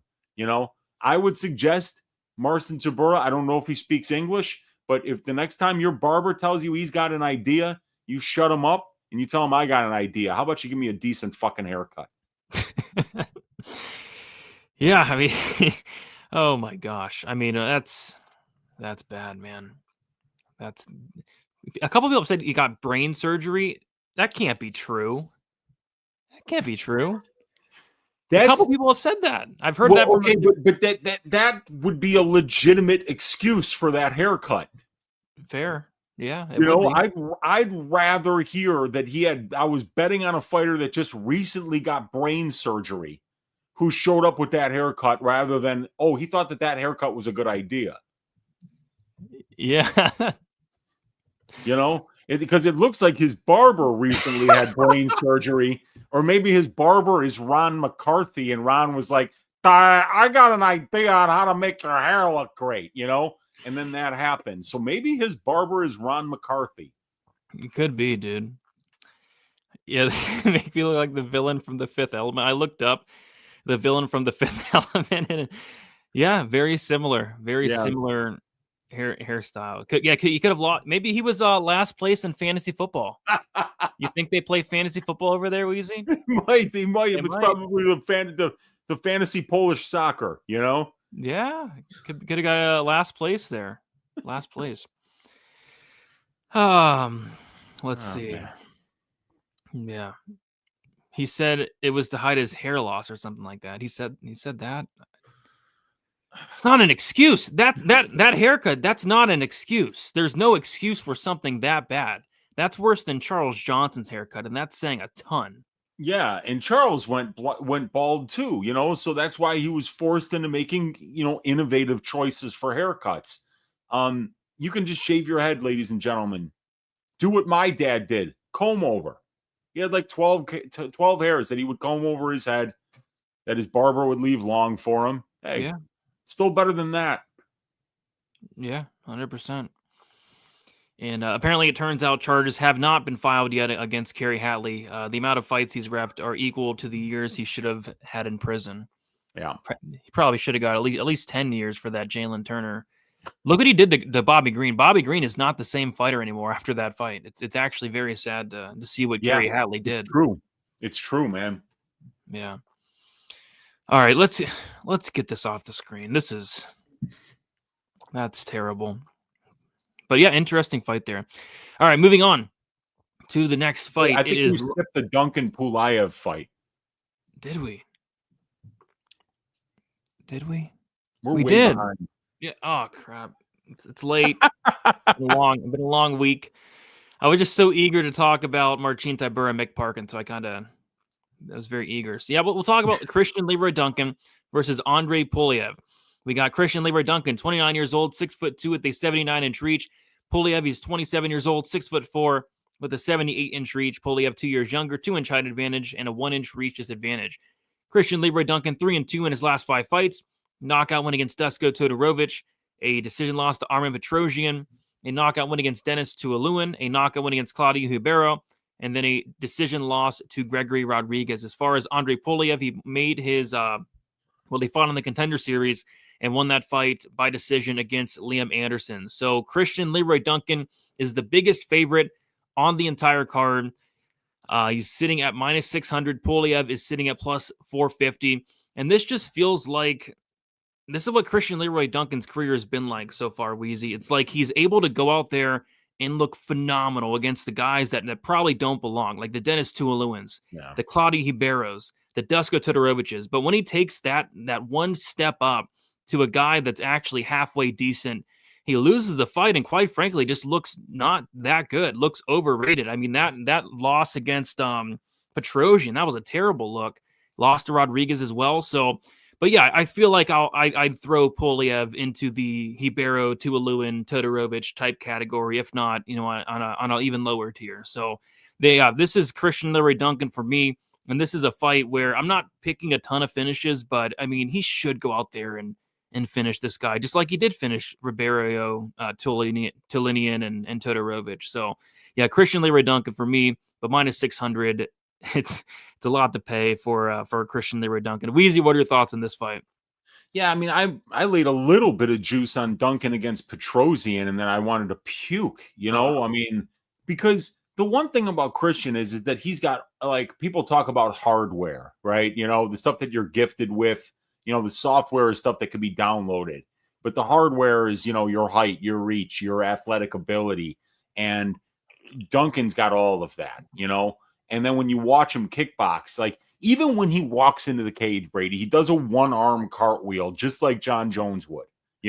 When you see him strike, you say to yourself, this guy got into MMA because he saw a John Jones fight and was like, holy shit, look at the athleticism on that dude. Because he just looks like a John Jones clone out there. Now, does he have the wrestling of John Jones? No. Does he have the natural athletic ability of John Jones? Probably somewhere close to it, but not, like nobody was gifted like John Jones was. So Christian's still got to put it together, man. You cannot lay minus 650 on a guy that doesn't throw jabs.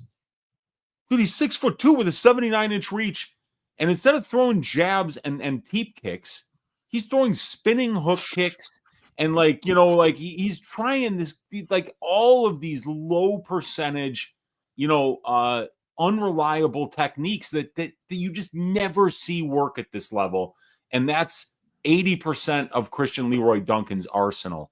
So it's pretty frustrating to watch this guy.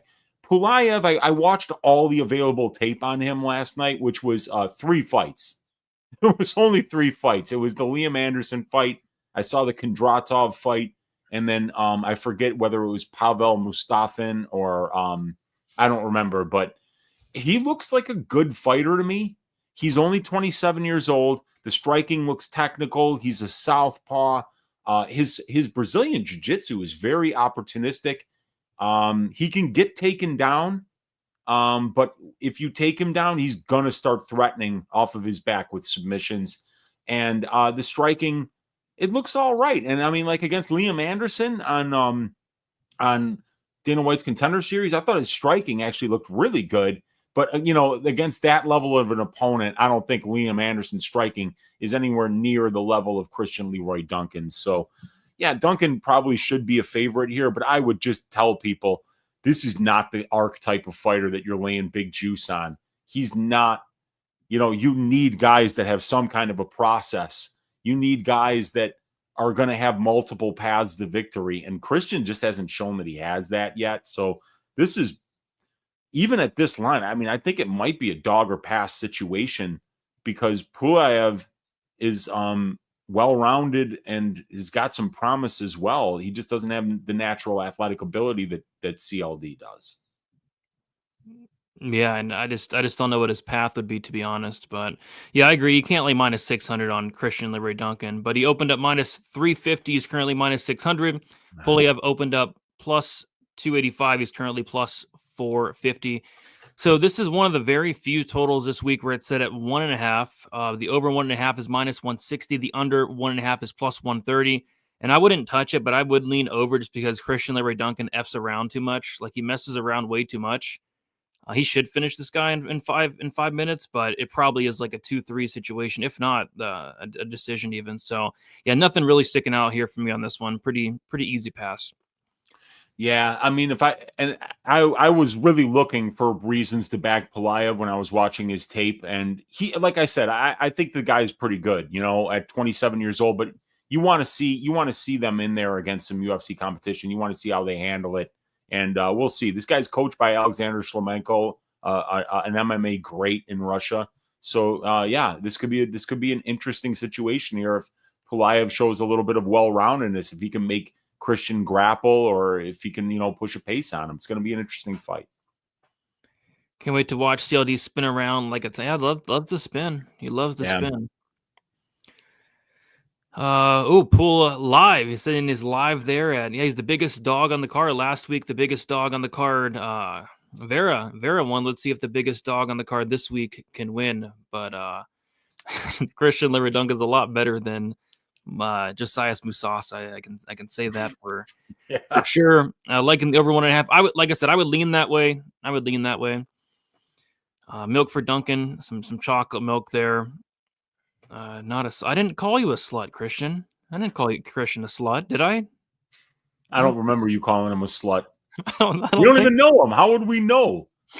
I don't think I've called Christian a slut. So my apologies. DK has stupid. Oh my gosh. Yeah, I think you might hit that in the first round, dude. Yeah, man. Dude, I remember watching that. I had money on Duncan against Petrossi, and I was like, throw a jab. For the love of God, throw a jab. Come on. unpopular opinion, but I think this is a coin flip fight. Then you gotta love the plus 450. Then on Yeah, then you got to play Pulyaev. yeah. All right, let's move on. Let's move on to now. We'll talk about Lonnie Kavanagh going against Felipe dos Santos. We have Kavanagh, 25 years old, 5'4" with a 67-inch reach. Felipe dos Santos, 24 years old, 5'7" with a 70-inch reach. We have Felipe dos Santos, 1 year younger, 3-inch height advantage, 3-inch reach advantage. Kavanagh, 5-0 in his last 5 fights, had a first-round knockout win against Antoine Ho, a decision win against Jose Ochoa in his debut. As far as Felipe dos Santos, he is 3-2 in his last 5 fights. Made his debut against Manel Kape, lost that fight by decision.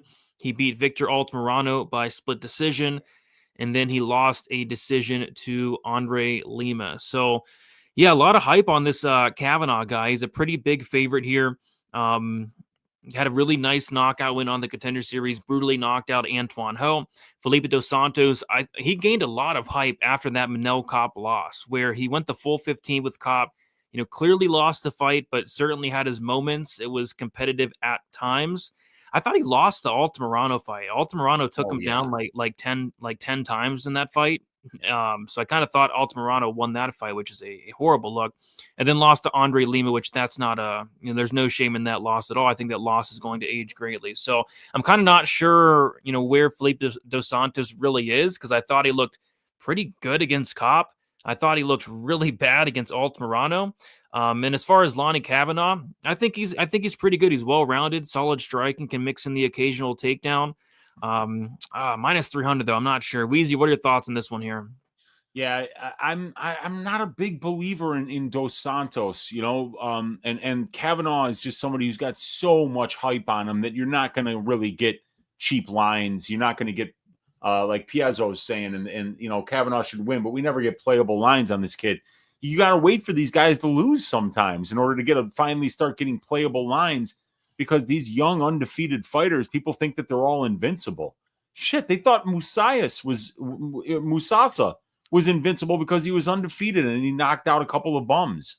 He couldn't even finish the guy on Contender Series. So we got to see if this guy Kavanagh is going to be the real deal. But God, when you see this guy move, when you see him strike, it looks so good. It looks like he's ready. He looks like he's the real deal, and there's a really high ceiling. And he's only 25 years old. And the win against Antoine Ho was a good one. And I remember taping that Ochoa fight, and I remember thinking to myself, man, if this kid Kavanagh's got any fucking quit in him, if he's got any conditioning problems, if he's got a little bit of a heart deficiency, Ochoa's gonna find it. So I thought that performance against Ochoa was a good eye opener, because that kid Ochoa, he's one of these Brazilians with an endless gas tank that can just throw endless volume and will never get tired. So you got to be able to, sometimes find places to rest against fighters like that. And you can't do that unless you have an ability to win some minutes in the clinch, unless you can get a takedown or two, or if you can manage distance on the feet, deal with pressure, use footwork. So I think that this kid Kavanagh is the real deal. Dos Santos, he's still only 24 years old, out of a great camp and shoot box Diego Lima. He's 3 inches taller. He's got a 3-inch reach advantage. He's got more UFC experience. He's got more overall experience. And he's obviously fought the better brand of competition.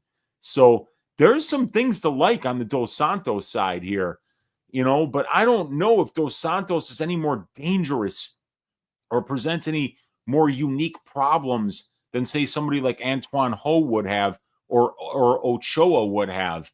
While and it's easy to say, all right, so what? Dos Santos lost to Kape and Lima. Kape and Lima would both destroy Kavanagh at this point. I think Lima showed how good he is. Dude, that guy is the real fucking deal, man. He's and a cheater, Kape, but yeah. But cheaters win, dude. I mean, the 79 Raiders were an absolute. They were incredible. They were one of the best cheating teams that you ever saw. But you lose to Kape and Lima, and you're like, all right, but those guys would destroy him. But dude, he lost to Victor Altamirano. Oh, he did. It's not like Altamirano's a bad fighter, but he's not a top 15 UFC flyweight.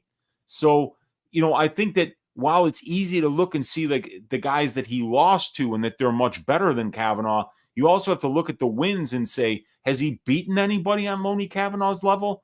Probably not. Is he a better striker than Loney Kavanagh? I don't think so. I think Kavanagh is going to out kickbox this guy.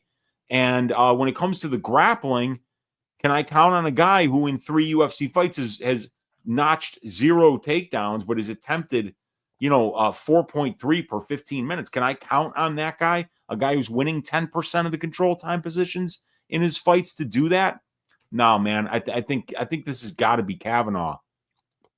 Yep, I'm right there with you. Right there with you on Kavanagh. I just can't get to the minus 300. Yeah. I don't think Felipe dos Santos is like some bum. Yeah, I agree. Yeah. But I'm with you. I think Kavanagh, this guy could be the real deal. So yeah, minus 300 for Kavanagh, plus 250 for Dos Santos. The over under set at 2.5. The over 2.5 is minus 260. The under 2.5 is plus 200. And I get it. Kavanagh, he is dangerous. Both guys are dangerous, honestly, but Dos Santos seems to be pretty durable. So we kind of lean decision, but minus 260 for that over is quite a bit to pay. This fight is going to be a banger. I think any Felipe dos Santos fight outside of the Altamirano fight is going to be an absolute banger. Agreed. Please sing Zombie again. Duet with If we get 200 likes, me and Weezy will duet on Zombie. If we get 200 likes, let's go. 100 likes to go. Kavanagh's the real deal. KO incoming. We're in London. We got to keep in mind we are in London. There's no violence in London. Yeah, there's no violence. Yeah, there hasn't been. At least the fights that you would think finish. Probably Tomar versus Bannon finishes in the first round, and then everything else goes to decision. Yeah, that's weird, dude. Like Paul Craig, Volkan Oezdemir went there's been some crazy fights that went the distance in London that just make you scratch your head. Felipe dos Santos is the Brazilian AJ Cunningham. Oh boy. Yeah, I don't think he's that bad, dude. Allowing 9 takedowns versus Altamirano is a giant red flag. That's terrible. That's horrible. Lonnie won't grapple, but makes Felipe scary to bet on long term. Felipe walks forward, is durable, and throws high volume. Altamirano made Perez look good. Yeah. Lonnie has actually mixed in the occasional takedown here or there. Like if he wants to, if you want to take down Felipe dos Santos, like the takedowns are free. So if you're Lonnie, you probably have seen that Altamirano fight and probably can take this guy down if you really want to. But yeah, I do think primarily it's going to be a striking fight. Heck yeah, he's half Chinese. Yeah, he is half. Yeah. He is half Chinese, half. I don't know if it's Irish or English, but he's English, UK, right? Yeah. All right, let's keep moving on to the next fight. It is Jai Herbert going against Chris Taco Padilla. We have Jai Herbert, 36, my bad, 36 years old, 6'1", with a 77-inch reach. Taco Padilla, 29 years old, 5'9", with a 74-inch reach. We have Taco Padilla, 7 years younger, and it's going to be Jai Herbert with a 4-inch height advantage and a 3-inch reach advantage. Jai Herbert is 2-1 draw his last 5 fights. Knockout loss to Ilia Topuria. Decision win against Kyle Nelson. Draw against Ludovic Klein. Decision loss to Farazayam. And then a decision win against that bum, Rolando Bedoya. As far as Chris Padilla, he is 5-0 in his last 5 fights. Made his debut against Hamaz Yantop on short notice. Won that fight by first-round submission. And then knocked out Rong Zhu in the second round with a doctor stoppage. Landed a nasty elbow to the eye of Rong Zhu. So this is a very interesting fight, and honestly, one of the better fights on the card. Even they have this right now as the featured prelim, which makes a ton of sense to me. But yeah, we talked about it at the beginning of the show, man. This guy Jai Herbert, his nickname is the Black Country Banger. What's he banging? The only thing that's banging is my head off the wall because I've lost so much money betting on Jai Herbert unders because this guy used to be an absolute killer, a kill or be killed fighter. But he made his debut against Francisco Trinaldo, lost that fight by third round knockout. It was a brutal knockout. Got his ass shaved by Hanata Moicano in the second round. He knocks out Kama Worthy, and then he gets knocked out by Ilia Topuria. So 4 fights in a row, 4 bangers, 4 bangers, 4 finishes for Jai Herbert. And then after that Topuria fight, his fights have just been so boring. He's fighting so passive in there. He's taking his time. It's like he's looking like William Gomi out there. Takes Kyle Nelson to a decision, goes to a draw with Ludwig Klein, goes to a decision with Farazayam, and then goes to decision with Rolando Bedoya. So Jai Herbert really changed up his style these last 4 fights because, he used to go out there and swing dicks, but he's actually fighting smart now. He's realizing, hey, I don't have the chin to swing dicks, and he's fighting a lot smarter in that aspect of things. Chris Padilla, this guy kind of came out of nowhere, man. I'll be honest, I thought this guy was a complete bum coming into the UFC, came in on short notice against Thomas Yontop, was a pretty big underdog, and you go watch this guy's tape a couple years ago, and just unimpressive. He's very hittable.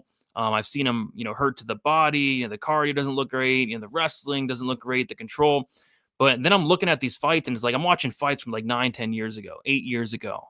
This guy, Chris Padilla, has made a lot of improvements, and we're seeing those improvements in the UFC. He was being very competitive with Rong Zhu in the striking, and I'm not the biggest fan of Rong Zhu and his pink hair personally, but Rong Zhu's not a bad fighter and not a bad striker. Chris Padilla has power on the feet. He has a very good grappling game and might even potentially try to grapple here in this matchup where he, seemed to have a pretty big advantage. So I think this is a pretty close fight. Jai Herbert, definitely probably the better skilled striker, but Padilla has that dog in him. He has a cool nickname. He hits hard, more durable, grappling advantage. Should be an interesting fight, Weezy. What are your thoughts on this fight? Should be good. I'm hoping it's good. I mean, Jai Herbert fights have sucked lately, but I'm hoping Taka Padilla can force him to maybe make this a little more exciting. Yeah, it's interesting because Taco Padilla is kind of like fighting like Jai Herbert used to. He's finding these opportunistic finishes. He's getting himself, he's willing to kind of go into the into the danger zone and trade shots and find out who's better. He was out there against Yontop just swinging hammers against him. And Rong Zhu, like you said, guy's got good striking. And he was going toe-to-toe with Rong Zhu, but it was when they got up in that clinch, and it was that upward elbow that he caught him right in the eyeball, it looked like. I mean, that was so nasty what happened to what happened to his eye after that, because it wasn't like Padilla was kicking his ass. He landed one perfect clinch elbow that just shut down the dude's eyes. So if you've backed Chris Padilla in the UFC, you're making money. This guy cashed as an underdog versus Yontop, who was coming off like a very close fight against a tough fighter. I forget who it was. Slava, right? Was it Slava? It was okay. So I don't know if it was right after the Slava fight or another fight, but like it was definitely a fight that he performed well in a loss. And people were like, okay, this guy's the real deal. And he was a big favorite against Padilla, and then Padilla landed one big shot and got his neck and subbed him. So, yeah, Padilla's an interesting prospect because the guy's got 21 fights. He's 15-6. So he's lost fights. He knows how to bounce back from losses. He knows how to grow. And he's right now on at least a 5-fight winning streak. And he's finished his last 5 wins. KO, sub, KO, sub, KO. So, Chris is a dangerous fighter right now, and Jai Herbert isn't.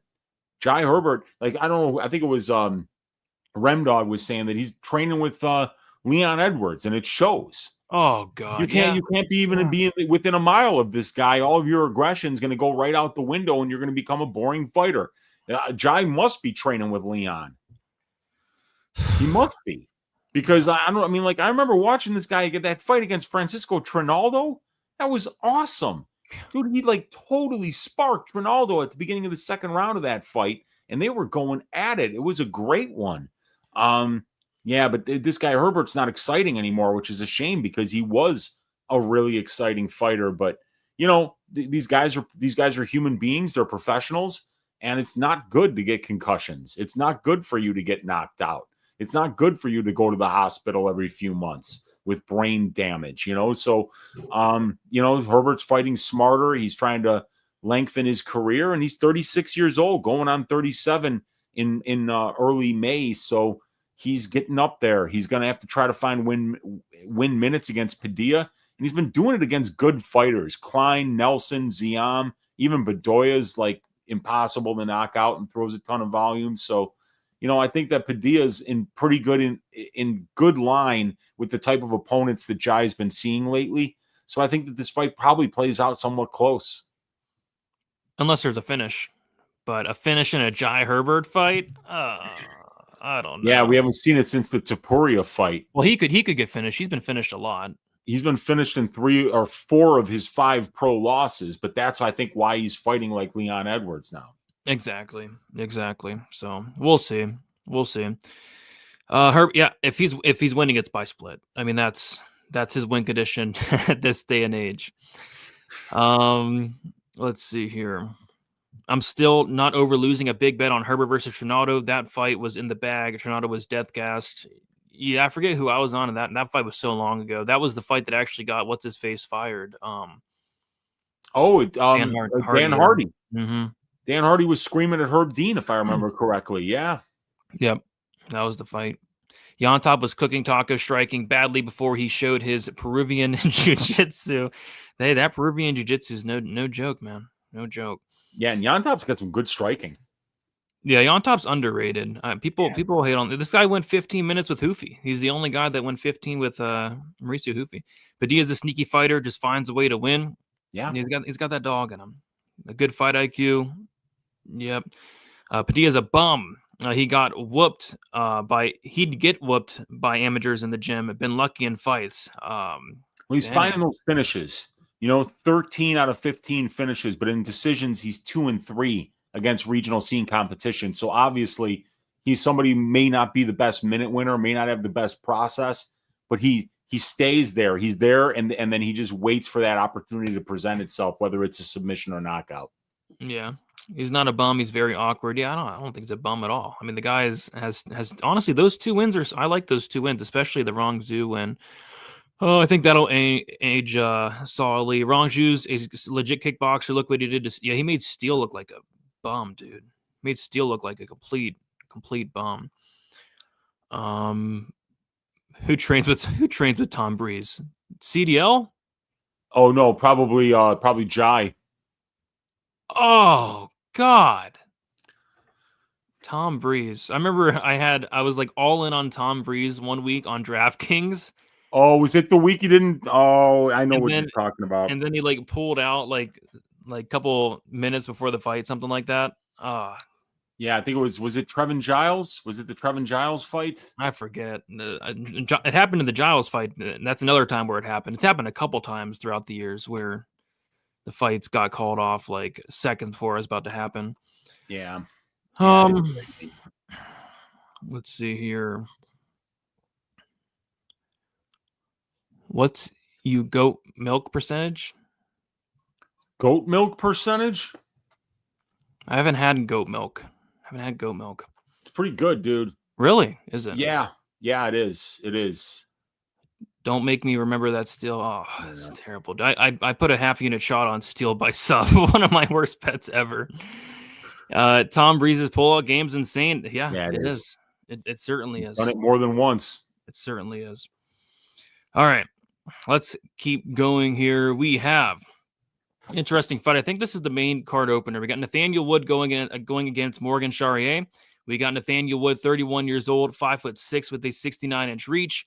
We have Morgan Charriere, 29 years old, 5'7" with a 69-inch reach. We got Nathaniel Wood, 2 years older, with a 1-inch height disadvantage. Got the same reach there between the two. Nathaniel Wood, 4-1 in his last 5 fights. Decision win against Charles Rosa.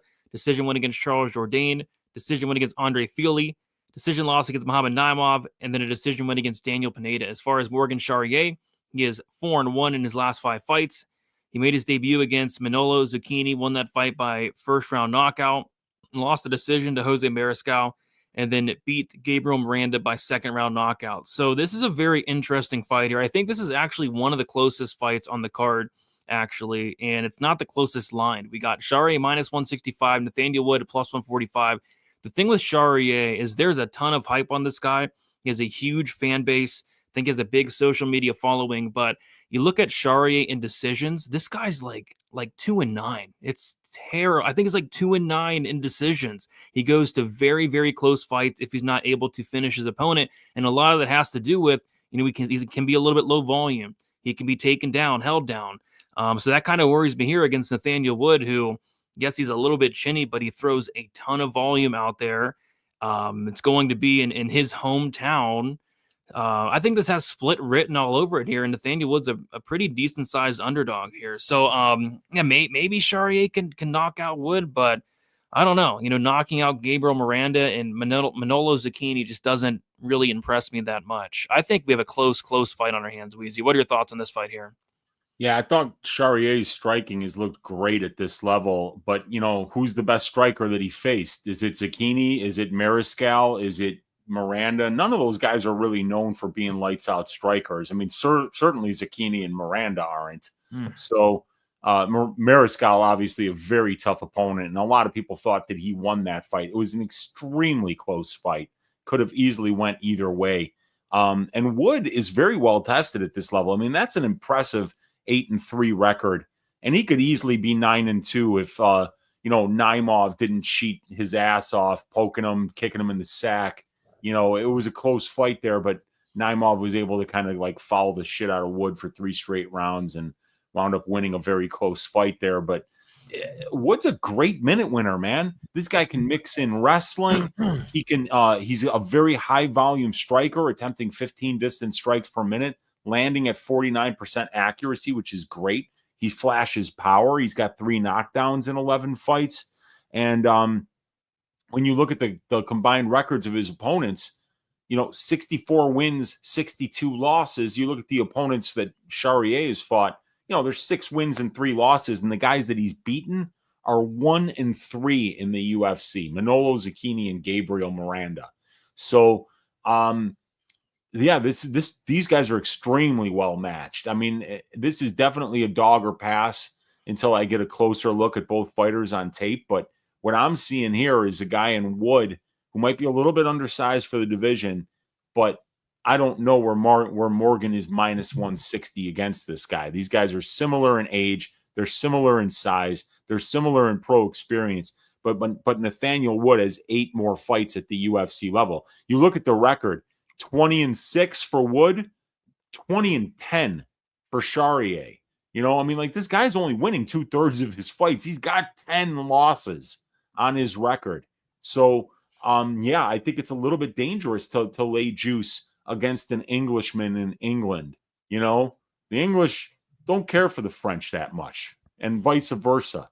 So, we might see a hometown decision in a fight that they're saying is going to go to decision a lot. I think this might be Nathaniel Wood by decision. It's going to be a great fight, though. It could be a split. You look through Charriere's record, dude. He has like 8 splits. It's decisions. Yeah, I know.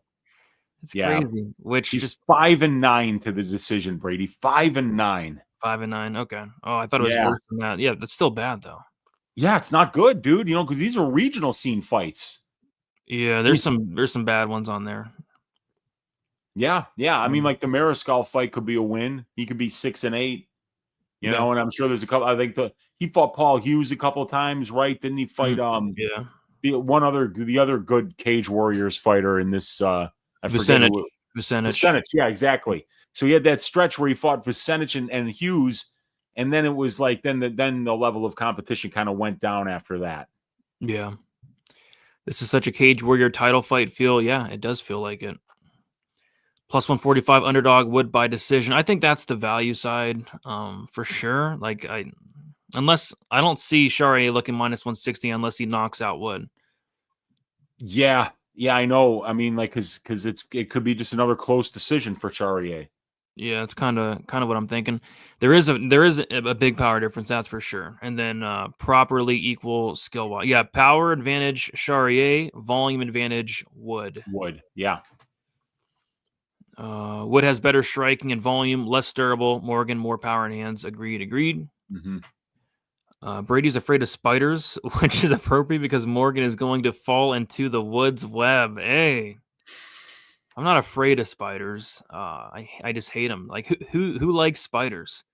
Not me, man. We just saw a spider retire a couple weeks ago. Jalen Turner. Yeah, we did. Tarantula. Yeah, the tarantula retired at 29 years old.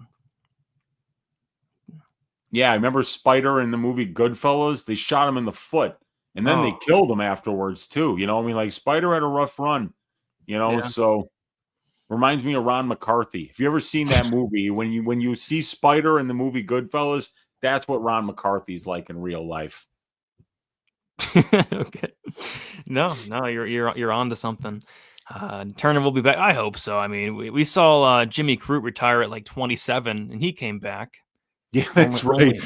Only to get a draw, but he came back. I think Turner will be back, man. He's too talented to hang him up this early. Give me Wood. I will not give you Wood, but you can potentially bet him at plus 145. Looks like best price out there, plus 145 on Wood. We'll see. All right, let's keep going here. We have Jordan Vucenic going against Chris Duncan. We got Vucenic, 29 years old, 5'9" with a 72-inch reach. Chris Duncan, 31 years old, 5'10" with a 71-inch reach. Vucenic, 2 years younger. Duncan with a 1-inch height advantage and a 1-inch reach disadvantage. Vucenic is 4-1 in his last 5 fights. He lost the decision to Guram Kutateladze in his debut, took that fight on short notice. As far as Chris Duncan, he is 4-1 in his last 5 fights. He got a decision win against Yanal Ashmos, a decision win against Omar Morales, a knockout win against Charlie Campbell on the Contender Series in his second run on the show, and then a submission loss to Manuel Torres, and then a submission win against Balaji Oki. I'm looking forward to this fight. I think it's a really fun fight here. Really, all Christian Duncan fights are, and really Vucenic fights are as well. On the feet, I think Vucenic is actually a pretty solid striker. Really liked what I saw with him in the striking. Especially like the Guram fight. I was not expecting for him to have that much success against Guram in the striking, even dropped Guram in the first round. Christian Duncan kind of comes forward, blocks punches with his face, but he's tough and he throws hard. I think it's going to be interesting to see how this grappling plays out. Vucenic is a very opportunistic submission artist. You know, when he gets fights down to the ground, he's very, very good there. And Chris Duncan thus far has defended takedowns at about a 33% clip. So yeah, I think on the feet it could be competitive, kind of favor Vucenic there, but I just think if this fight hits the mat, Vucenic is probably going to have a pretty big advantage if he were to get on top there. So I think it's kind of a tough matchup for Chris Duncan, and the line kind of indicates that. Weezy, what are your thoughts on this fight here? Yeah, when I saw the line, I actually kind of did a double take. I was like, what? Minus 350? Are we really doing this, overrating somebody in a loss again? You know, this guy lost to Guram, and I know that people think Guram is like really great. He's not. You know, I mean, like Guram landed 2.3 distance strikes a minute in the Vucenic fight. You know, that's terrible. That you got to be higher volume than that. Chris Duncan's going to fight you. He's going to come forward. He's going to put combinations together. He's durable. He can definitely wrestle and win some minutes with his wrestling. He's a tough guy. You know, I like him. The striking is not bad. He finished Balaji Oki with a submission with the guillotine. You know, I would just, once again, I would really recommend that people don't overrate somebody coming off of a loss. And laying minus 350 on Vucenic, I don't get it. Who's his best win? I don't even know. I don't know. Let's look. Charriere. He did have a 1 win against Paul Hughes, right? Did he beat Paul Hughes? Charriere, he beat Charriere, right? He's got a win against Charriere, 5-round decision. That was a split decision, so very close. He had a split decision or a unanimous decision loss against Paul Hughes, and he had a split decision win. So he's got split decision wins against Paul Hughes and Morgan Charriere back in 2020 and then 2021. And since then, the wins are James Hendon, Tiziano Ferranti, Bryce Picard, Simone Diana, Adrian Kepa, and then he had a good short notice performance against Kutateladze, who was training for a completely different opponent. So I think people are getting a little bit over their skis on Jordan Vucenic at this point. There's no way I'd be laying minus 350 on this guy. Chris Duncan has won fights that people thought he was going to lose. This guy has cashed as an underdog before. I like those archetype of fighters. It means that they don't care what the market thinks. They're going in there to scrap. So yeah, you got Scotland against England here. I think it's going to be a really, really fun fight. And I want to be clear, though. I was very impressed by Vucenic's performance against Guram. Like I said, a lot of things that were in his way in that fight. Very short notice, long flight, quick turnaround, 2 weight cuts in a short period of time. And he went out there and he almost damn near finished Guram in the first round. So I just want to say minus 350, no way. No way. I might have a bet on Duncan at some point this week. Oh, that's what people said when I bet on him against Pulyaev. He let go of the guillotine and the dude was sleeping. I didn't say that. I didn't say on that for that. Well, bet. maybe you didn't. Maybe you didn't. But I cashed on him, and everybody, maybe you didn't. But a lot of people were like, "Dude, you cannot bet on Chris Duncan against Oki." I'm like, why? Yeah. Who the fuck is Oki beating? I mean, so and I feel the same way with Vucenic here. I don't think that the guy's recent experience is showing great wins, and the Kutateladze fight was short notice for both guys. So let's see how it goes, man. I think Duncan's going to make this a lot closer than what the money line is telling us how this fight is going to play out. Fair enough. I just don't. I think Vucenic kind of has him covered everywhere, to be honest. But we'll see. That Manuel Torres fight. Torres took him down and insta-tapped him. Yeah, when Vucenic starts showing power like Manuel Torres has, I'll worry about that happening to. He didn't use power to take him. He just took him down. I think he knocked him down, didn't he? No, he took him down twice. Well, to be fair, then I never saw Manuel Torres ever complete a takedown. So that could be one of those situations where you literally weren't training it. And you're like, what the fuck? This guy's taking me down, that would have been surprising. Yeah, fair enough. All right, I need Jimmy Crute fight news in my life. Yeah, me as well. Jordan is so much faster. Duncan is glacially slow. Jordan can beat him on the feet and we'll cook him if he gets on top of this BJJ. Yeah, I'm with you. I think he has him just covered everywhere. Full camp for Vucenic. Got some Vucenic minus 75. Vucenic second round club and sub. Yeah, I like the under as well. But I think they had it at 2.5 originally, but they took it off and put it at 1.5. Let me see where I got it here. I've got it at 1.5, under 1.5 plus 145, over 1.5 minus 175. My model says that that's priced right where it should be according to the past action that we've seen. Yeah, I'd like probably a 2.5 there. Vucenic lock of the century. Oh boy, now he's gonna lose. Now your bet's gonna cash Wheezy. I haven't made any bets yet. Trust me, no bets on this fight yet. Somebody a lock. It's just not a lock. Duncan's ass pull versus Campbell still makes me feel pain. Yeah, that was wild. Campbell. Yeah, Campbell was killing him. And then bam, one shot. Duncan has a skill deficit. I was on Duncan versus Oki 2, but I like Vucenic here. Vucenic by sub. This might play out like the Manuel Torres fight. I don't know if he's going to sub him that quick. That was a quick sub there. Vucenic by decision. Vucenic is roided up for sure. He does look roided up, but yep, we'll see. Should be a fun fight. All right, moving on to the next fight. It is Molly McCann going against Alexia Thainara.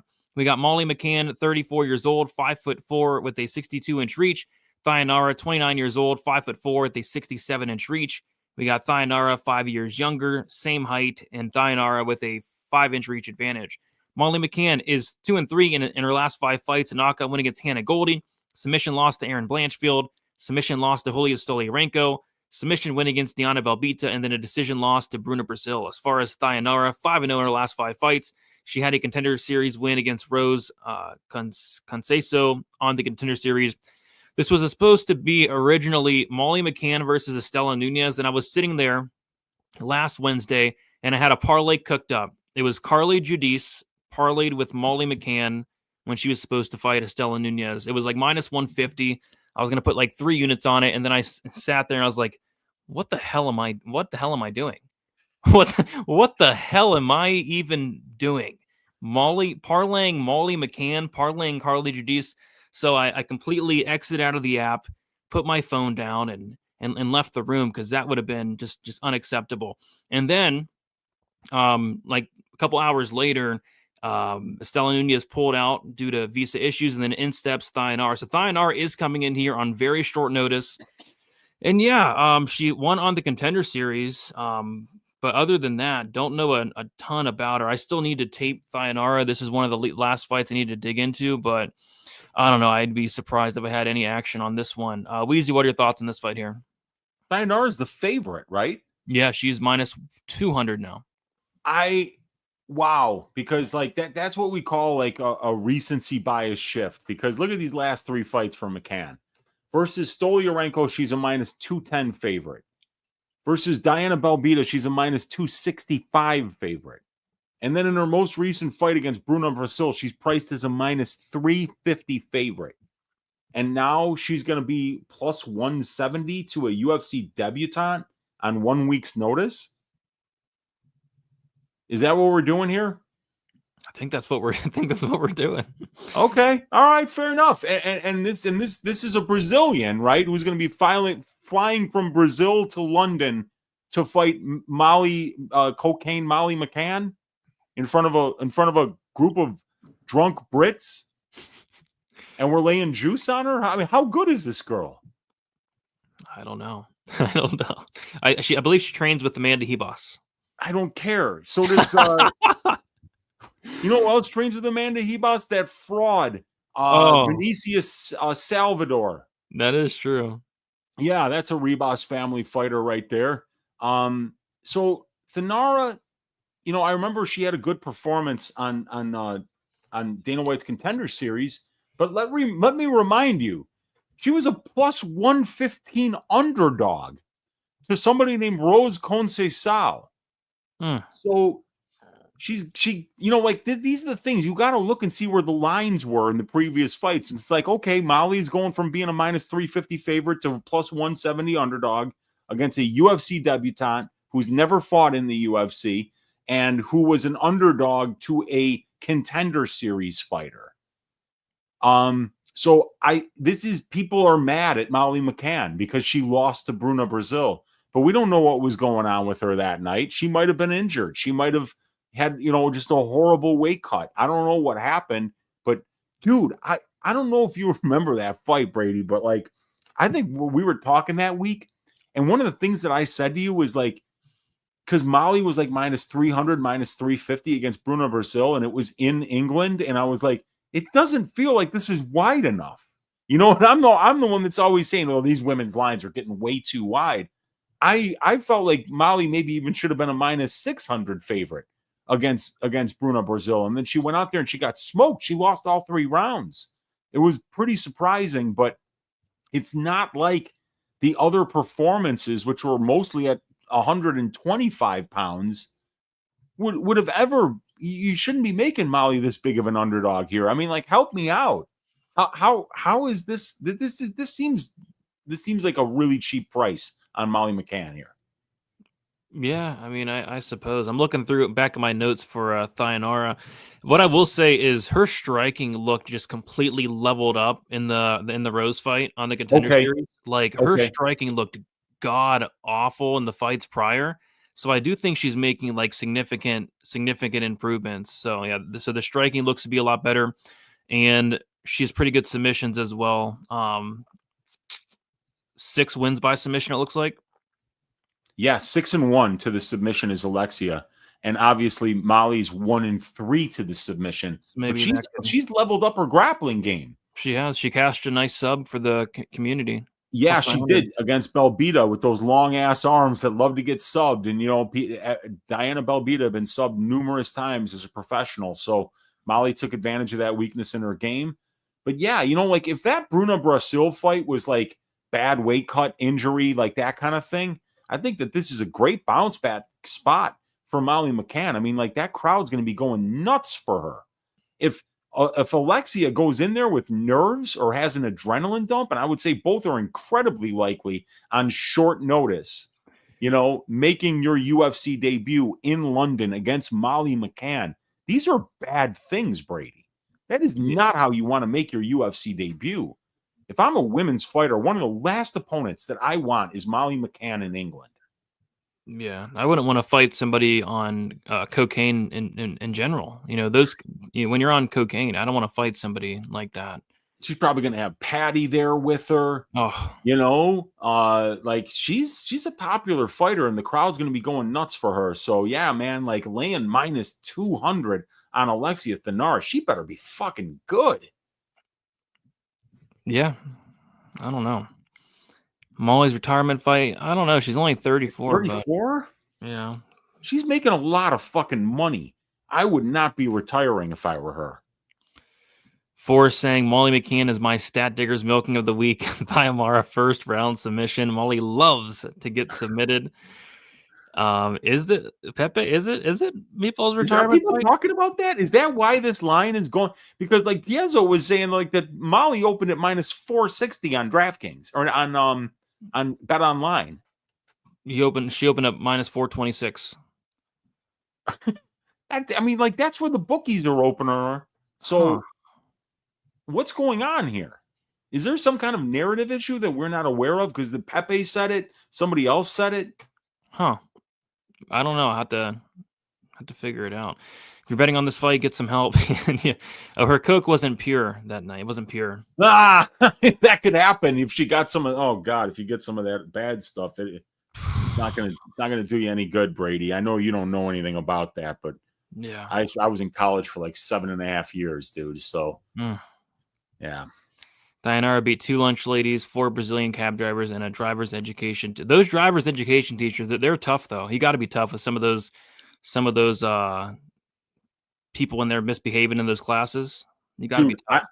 I think I'm pretty sure my driver's education teacher was like on lewds. This guy was so calm, and I think maybe he had an anxiety problem because driving around with 15-year-olds with learner's permits.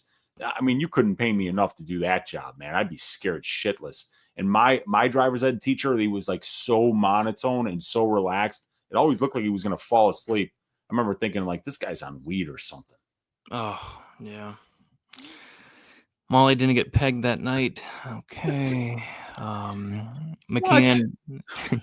McCann got several injuries in the Bruno fight. Did she come in with them or did she get them during the fight? I don't know. I don't know. I don't even know if she was hurt. Molly could give Jessica Andrade a run for her money if she did a nude and spread her legs. Yeah. Maybe get a rose as well.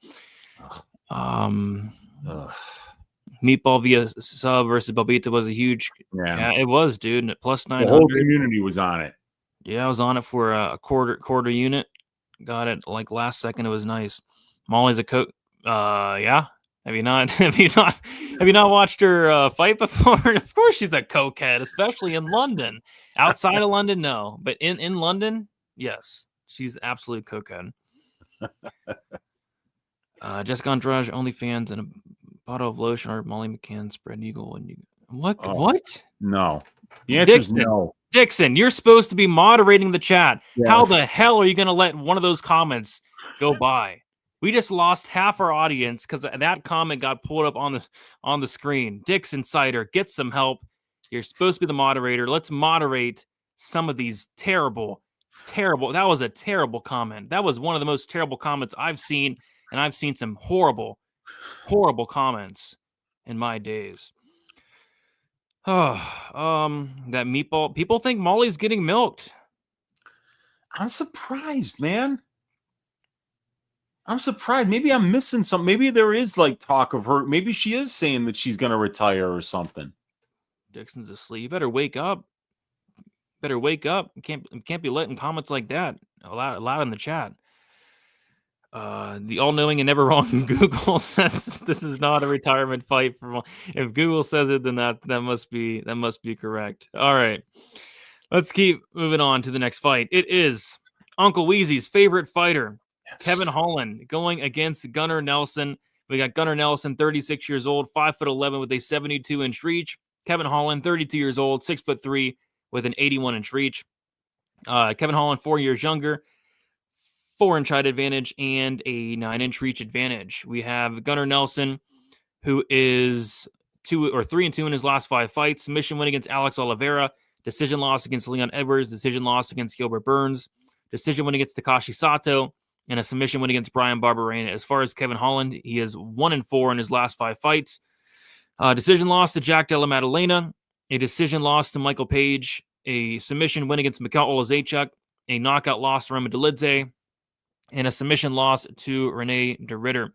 So this, for me at least, Wheezy, this is the official. I'm going to try to pull up the ticker here. This is my official 1-800 Gambler fight of the week. If you're betting on Gunnar Nelson, a guy that's coming in here after a 2-year layoff, a guy with 2 fights in the last 5 years, a guy that couldn't submit Takashi Sato, and if you're betting him at chalk, you need to get some help. You need to call 1-800 Gambler. On the flip side, if you're betting on a complete dumbass who doesn't give a shit about his career, a guy that just doesn't care, a guy that doesn't care to win, a guy that doesn't want to win, in Kevin Holland, the guy with no takedown defense, no ground game, at plus money, you need to call the number. You need to get some help. If you're laying money on either of these guys, you need to call 1-800 Gambler. They'll get you the help you need. They'll check you into a facility, a nice facility. We'll get you in a padded room, and we'll fix you up, because betting on either of these guys, it just seems like a bad idea. And I've been going back and forth on it because, man, it's tough, because Kevin Holland will be cutting down to 170, that's a good sign. Yeah, that's a good sign for Kevin Holland, because that means maybe he does care a little bit. Maybe he does care a little bit about his career. But I mean, if he gets taken down, like, it could potentially be a wrap. But yeah, on the feet, it's Kevin Holland all day. It's just can he keep it on the feet is the question. So, I don't know. This is like the biggest coin flip on the card. I mean, you can make strong cases for both fighters. You really can. But to me, this is the biggest coin flip, because I just don't trust either of these guys. Wheezy, what are your thoughts on this 1-800 Gambler fight of the week? Dude, this feels like the fucking Ryan Spann fight to me. Oh. You know, like, where I kind of want to bet Holland, because Gunnar, like you said, dude, like, a lot of people don't realize that, first of all, this guy is on a 2-year layoff. And before that, he hadn't fought for 2 years again. You know, he's got 2 fights after the year 2019. And he's only 36 years old. So there's got to be injuries in play here. Either that, or his heart just isn't in it anymore, and he doesn't want to do it. So he'll show up when you give him an easy fight like Takashi Sato or Brian Barberena or Kevin Holland, but he's not picking up the phone for anybody with a pulse. So he gets to fight near his home country of Iceland here. He's going to be getting a guy in Kevin Holland that he can out-grapple if he gets this fight to the ground. But, you know, this is going to be ugly while it's on the feet. Gunnar's going to get fucked up on the feet here by Kevin Holland. Yeah. And, you know, I mean, like, we're not too far removed from Kevin Holland, you know, like, arguably beating Jack Della Maddalena. You know, that was a very, very close fight. That could have went either way. You know, Jack is like a top 5 welterweight at this point. So, Kevin, when he's cutting down to 170, is caring. That's the Kevin Holland that gives a shit. So the Kevin Holland that gives a shit, you might. What's the line, by the way? It's close. So Gunnar Nelson, he was sitting around like minus 150. Now he's minus 135. So some money is coming in on Kevin Holland. Kevin Holland sitting at plus 115.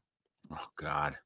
Yeah, dude, I'm gonna back you, Brady, with your assessment of this is a 1-800 Gambler fight for right now. But I'll go back and I'll watch the tape. But man, maybe we should be betting on Kevin Holland. Oh, oh God, dude, I just bet on Ryan Spann last week, and you don't want to go through the night that I had. I mean, I made 7.75 units, and I still went to bed like, what happened, Weezy? How did you bet on Ryan Spann? You know, because it could have been 9.25 units if I hadn't a bet on fucking Ryan Spann, you know? So, but yeah, I mean, like, Kevin's going to smoke this dude on the feet. That's the real deal here. And it's not like Gunnar's some high volume wrestler. You know, he's going to strike a little bit, and Kevin's just going to have to going to have to stuff a couple of takedowns here, plain and simple. What's kind of impressive is Gunnar Nelson has how many fights in the UFC? A lot, right? 14 of them since 2013, and there might have even been some before that. Yeah, I think there was maybe one before that. 59% takedown accuracy is actually really impressive. Yeah, because the divisional average is 35%. So I mean, like he's really, when he goes for those takedowns, he's getting them. Yeah. So that's kind of scary. Because if he gets on top of Holland, like that's either the round or the fight. Yeah, he's getting his takedowns at a higher percentage than what Kevin is defending them. What's Holland's takedown defense? It's 53%, and Gunnar's getting his takedowns at 58%. Oh my gosh! Yeah, this fight, dude. This fight.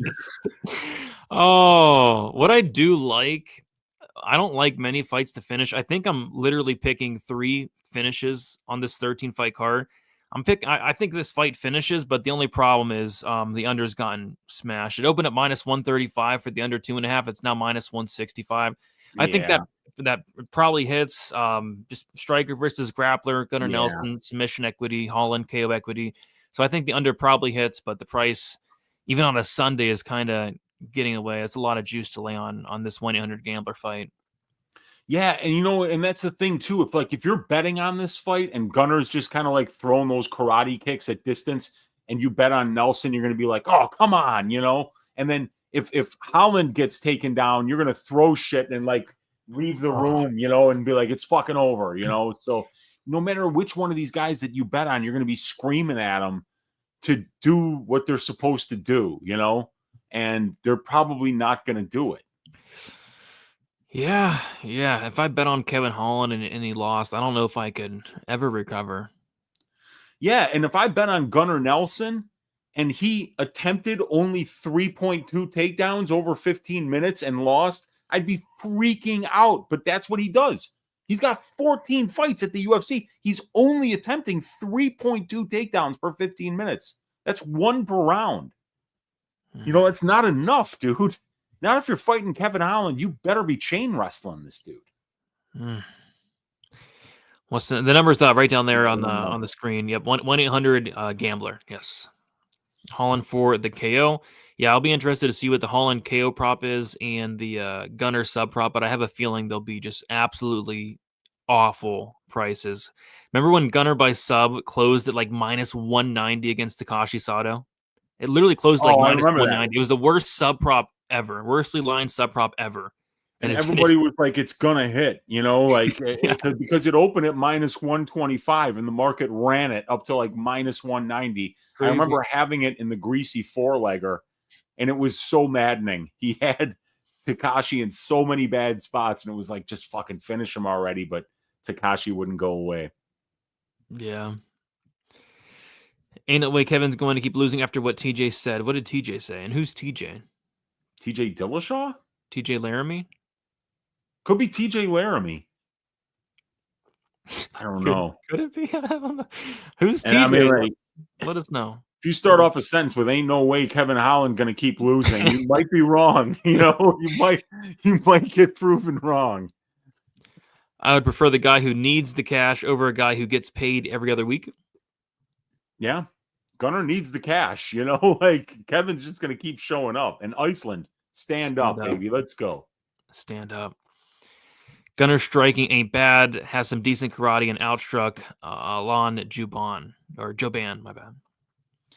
Yeah, he's got that karate, but like if you look at the numbers, right? He's got pretty good karate. He's got an interesting style for a fighter, but he lands 1.8 distance strikes per minute. That's not good. He attempts, Brady, 3.7. That is over an 80-minute sample size. Gunnar Nelson throws 3.7 strike attempts every 60 seconds spent at distance striking range. So he's not out striking Kevin Holland at range, not in a million fucking years, unless he lands some kind of freak spinning back kick to the liver or some shit. 1-800 gambler. Who are we crapping? This is so 1-800 gambler. Yeah, it definitely is. Holland rocks Gunnar. Gunnar panics, shoots. Kevin goes for the ghillie, gets taken down. Holland gets up, drops Gunnar. Gunnar panics, shoots again. Kevin goes for the ghillie, gets taken down, then gets subbed. Think you nailed it. Somebody clip that because that's fucking happening on Saturday, and Troiano is going to be proven to be like the next Nostradamus. Yeah, somebody said fight doesn't go. I agree 110%, but we're in London, and I can't explain like the amount of violence bets I've lost on London, like London and Paris cards. There's just no violence. But if there were to be violence on this card on a fight, it's this fight here. So we'll see. This card starts at 6 a.m. and I'll be hung over. I need some finishes to keep me going. Oh, I don't know if you'll find any finishes on this card. I could see this being a piping or a snoozer with no in between right there with you.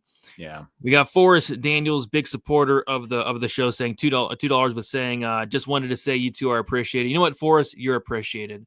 You're very appreciated, Forrest. Shout out to Forrest Daniels.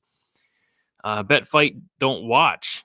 I mean, I kind of want to watch the fight. I just don't know if I want to watch the fight too. Yeah. I have a feeling I'll be laughing.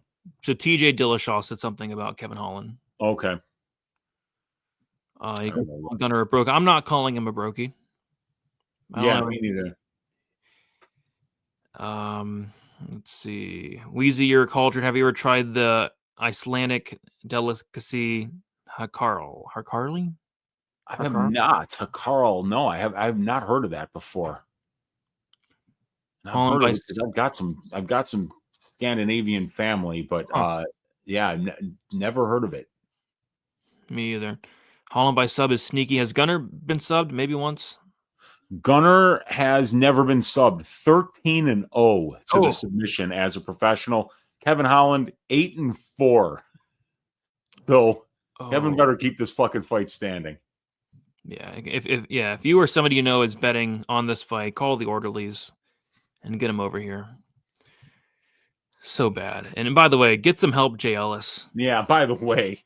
Get some help, Jay Ellis. Come on. 90 is not enough losses. You going for 100? Oh God. Jeez. No thanks. No thanks indeed. All right, let's keep moving on to the next fight. It is the co-main event. It is Jan Blachowicz going against Carlos Ulberg. Jan Blachowicz, 42 years old, 6'2" at the 78-inch reach. Ulberg, 34 years old, 6'4" at the 77-inch reach. Ulberg is 8 years younger, 2-inch height advantage and a 1-inch reach disadvantage. Jan Blachowicz is 2-1 in his last 5 fights. Decision win against Adesanya. Submission loss against Glover Teixeira. Knockout win against Alexander Rakic, a draw against Magomed Ankalaev, and then a decision loss against Alex Pereira. As far as Carlos Ulberg, he's 5-0 in his last 5 fights, a knockout win against Nikolai Negamarianu, a knockout win against Igor Bateria, a submission win against Da Un Jung, a knockout win against Alonzo Menefield, and then a decision win against Volkan Oezdemir. So first look, I saw the line, I was like, oh my gosh, Carlos Ulberg minus 240. I hate it. And then after looking into the fight, I think he wins, but I still don't know if I can lay the price tag because Jan Blachowicz, this guy has taken a pretty big layoff here. We have not seen Jan Blachowicz in there in 1 year and 7 months, which is obviously not good, especially when we're talking, 42 years old.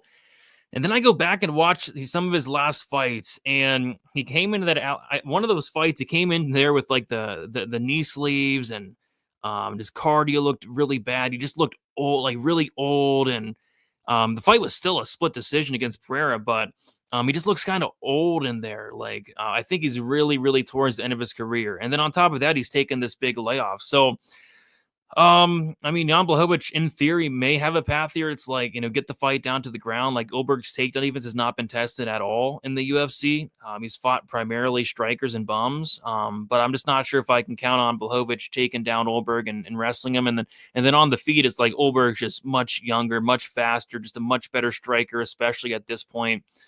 So yeah, I like Ulberg, but minus 300. Probably seems about right, to be honest. Blachowicz is apparently coming off of like some major injuries, like major surgeries at 42 years old. Don't love that. So I got Ulberg, and I kind of think Ulberg by decision. Blachowicz, although very old and withered. I think he's only been finished twice in the UFC, once by Thiago Moises, once by Glover. So I'm kind of thinking Ulberg by decision. Weezy, what are your thoughts on this co-main event? God, yeah, it's tricky because Jan's 42 years old, and before the Glover Teixeira fight, remember he had serious neck surgery. So between the Israel Adesanya fight that he won, and then he come back to fight Teixeira at 205, Teixeira got him in the rear naked choke, and he tapped immediately, like as soon as Teixeira was on his neck, and it was after the neck surgery. We saw him tap immediately. Then he gets a win via knee injury against Alexander Rakic. I think he won the first round and he lost the second round of that fight. And then Rakic blows out his knee in the third and he wins that fight. Split decision draw against Magomed Ankalaev. I thought he probably lost at least 3 rounds of that fight, maybe 4. The only thing he landed in that fight was calf kicks. And then there was the Alex Pereira fight at Elevation at Salt Lake City. He gets a takedown and wins the first round, but he's clearly too tired to grapple the rest of the fight because it's at Elevation, and Pereira kind of out-cardios him and wins the striking exchanges. But this guy's last 2 losses are to Ankalaev and Pereira. So it's hard to call him washed. His 2 losses are not even losses. It was a draw against Ankalaev. And the Pereira fight was basically a draw as well because it was Pereira round 2, it was Blachowicz round 1, and round 3 could have went either way. So, it's hard to just say that Ulberg just doesn't go out there and destroy this guy because Blachowicz is, fighting the last 5 names are Adesanya, former champion, Glover Teixeira, former champion, Alexander Rakic, top 5 205er, Magomed Ankalaev, current champion, Alex Pereira, former champion, but former 2-division UFC champion, middleweight and light heavyweight. So Jan might still have something left in the tank, but here's the way I'm looking at it. How does he win this fight? This guy never grapples. Is he going out there and out kickboxing Carlos Ulberg? Because nobody's done that yet. The only person that did it was Kennedy. And Kennedy just Homer Simpsoned him. And I think that was Carlos's UFC debut. He probably learned a lot about that.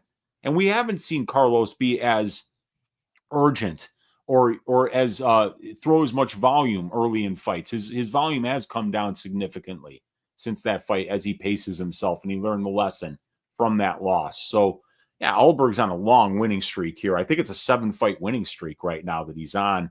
And a lot of these fights aren't particularly close, man. So I think Ulberg's going to outstrike him at distance. I think there's just a big difference in the level of striking here. But Jan Blachowicz has been at the top of this division for a long time now. He's got real power. He's a well-rounded fighter, and he's fought the much better brand of competition at this level. So it's an interesting co-main event, but god damn is it hard to back a 42-year-old fighter. I don't care if it's at light heavyweight against somebody like Ulberg, who's 34, who's in his prime, and who's on a 7-fight win streak. Yeah, Blachowicz is going to show up with the double knee sleeves, the ankle sleeves, maybe a neck brace for this fight. It's probably gonna have a foreign object in his trunks. He's just gonna be like, I gotta pull out all the stops to beat this young buck. Yeah, and I think he would have to grapple to win this fight. And he did. He did against Pereira. In that Pereira fight, he shot a takedown actually in the first 10 seconds. That's incredible fight IQ. But he just gassed out. And then he also wrestled against Elevation. Don't forget that. That fight was at Elevation, and I think they made it at Elevation for a reason. Because they've been protecting Pereira against grapplers. They're making sure he's not fighting grapplers. And that was one thing that you did. You say, all right, well, we'll make the fight at Salt Lake City so that he can't grapple for 3 rounds. Yeah, because he did gas out, but that is true. And then he wrestled against Adesanya, but outside of that, he never in the Cannonier. He didn't even wrestle against Adesanya until rounds 4 and 5. Remember that? Yeah. I was watching that fight. I was like, what is this fucking guy doing? Why isn't he wrestling? So if you think he's going to go out there and wrestle Ulberg, please go watch that Adesanya fight and say, what the fuck was this guy thinking? because this is a 3-round fight. He's going to have to come out wrestling right away. He doesn't have time to fuck around. Yeah, but I don't know. 2-year layoff, neck brace. I should be Olberg, but nothing really sticking out here. I think it is a decision, though. I kind of like the over minus 150, but I don't know. It is in London. Yeah, they love non-violence there. And Leon Edwards is the fight after, so maybe he can rub off on him a little bit. Yeah, maybe. We'll see, man. This is a good fight. Olberg is impressive, most impressive. He has been, but this will be his best win by a mile. Jan by KO. Jan is getting his head taken off by Olberg. He thinks that he clearly won the first 3 rounds against Ankalaev. Yeah, it took Ankalaev a little bit to get going. First round, man. I thought was all ankle. Well, not all Ankalaev, but I thought Ankalaev actually won the first. But those second and third rounds, Jan was getting those calf kicks off, and it was giving Magomed all kinds of problems. And he was going inside leg kick too. I can't get the Kennedy KO out of my head, but he fights a lot different now. But yeah, I mean, it's not a great look. Polish power and decent ground game. Jan has to get this fight to the ground to win, in my opinion. We'll see. You got to at least get him thinking about that takedown. Mm-hmm. Yeah. Alexander Romanov could kickbox Olberg. No, he couldn't. I don't think so, man. I don't think so. He could beat him in one of those resistant band competitions. Romanov is good with those resistant bands, but that's about it. His band game is on. Yeah, it's on point. I think they cut Romanov. I think they cut him. Did they cut him? Wow. I heard they cut him. Yeah. That's surprising to me because the heavyweight division sucks. Yeah. Romanov beats 2/3 of the heavyweight division today. He does. And they cut Rosenstruck too.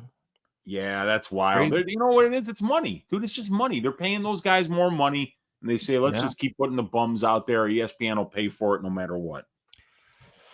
Yeah, that plus 3.5 will be plus money. I don't hate it. Yeah, well, especially at this line. Yeah, it will. Let's see that Romanov fight video. It's getting too late, man. It's almost 1 o'clock. We got to wrap. I know, it's crazy. Romanov needs more band work. Those bands aren't no joke, man. Those bands aren't no joke. All right, let's move on. Do we have 200 likes yet? I don't think so, dude. I don't think so either. Yeah, we don't have 200 yet, so there will be no singing on the show tonight. All right, let's move on to the main event. It is Uncle Weezy's favorite fighter, Leon Rocky Edwards, going against Sean Brady. You got Edwards, 33 years old, 6'2" with a 74-inch reach. Sean Brady, 32 years old, 5'10" with a 72-inch reach. You got Brady 1 year younger. Edwards, 4-inch height advantage and a 2-inch reach advantage. Leon Edwards, 4-1 in his last 5 fights. Decision win against Nate Diaz, knockout win against Kamaru Usman, decision win against Kamaru Usman, decision win against Colby Covington, and then a decision loss against Bilal Muhammad.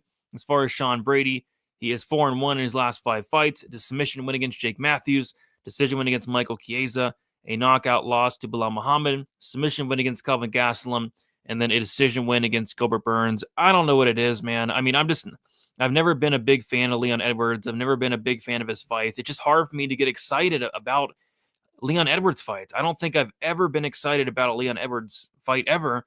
But this guy has a massive fan base. Like, people really love this guy. Love watching this guy. I just don't. I think he's very talented, but he's just not exciting to me at all. So I'm kind of not looking forward to this fight at all, to be honest. I know it's the main event. You're supposed to be excited for it. I'm not.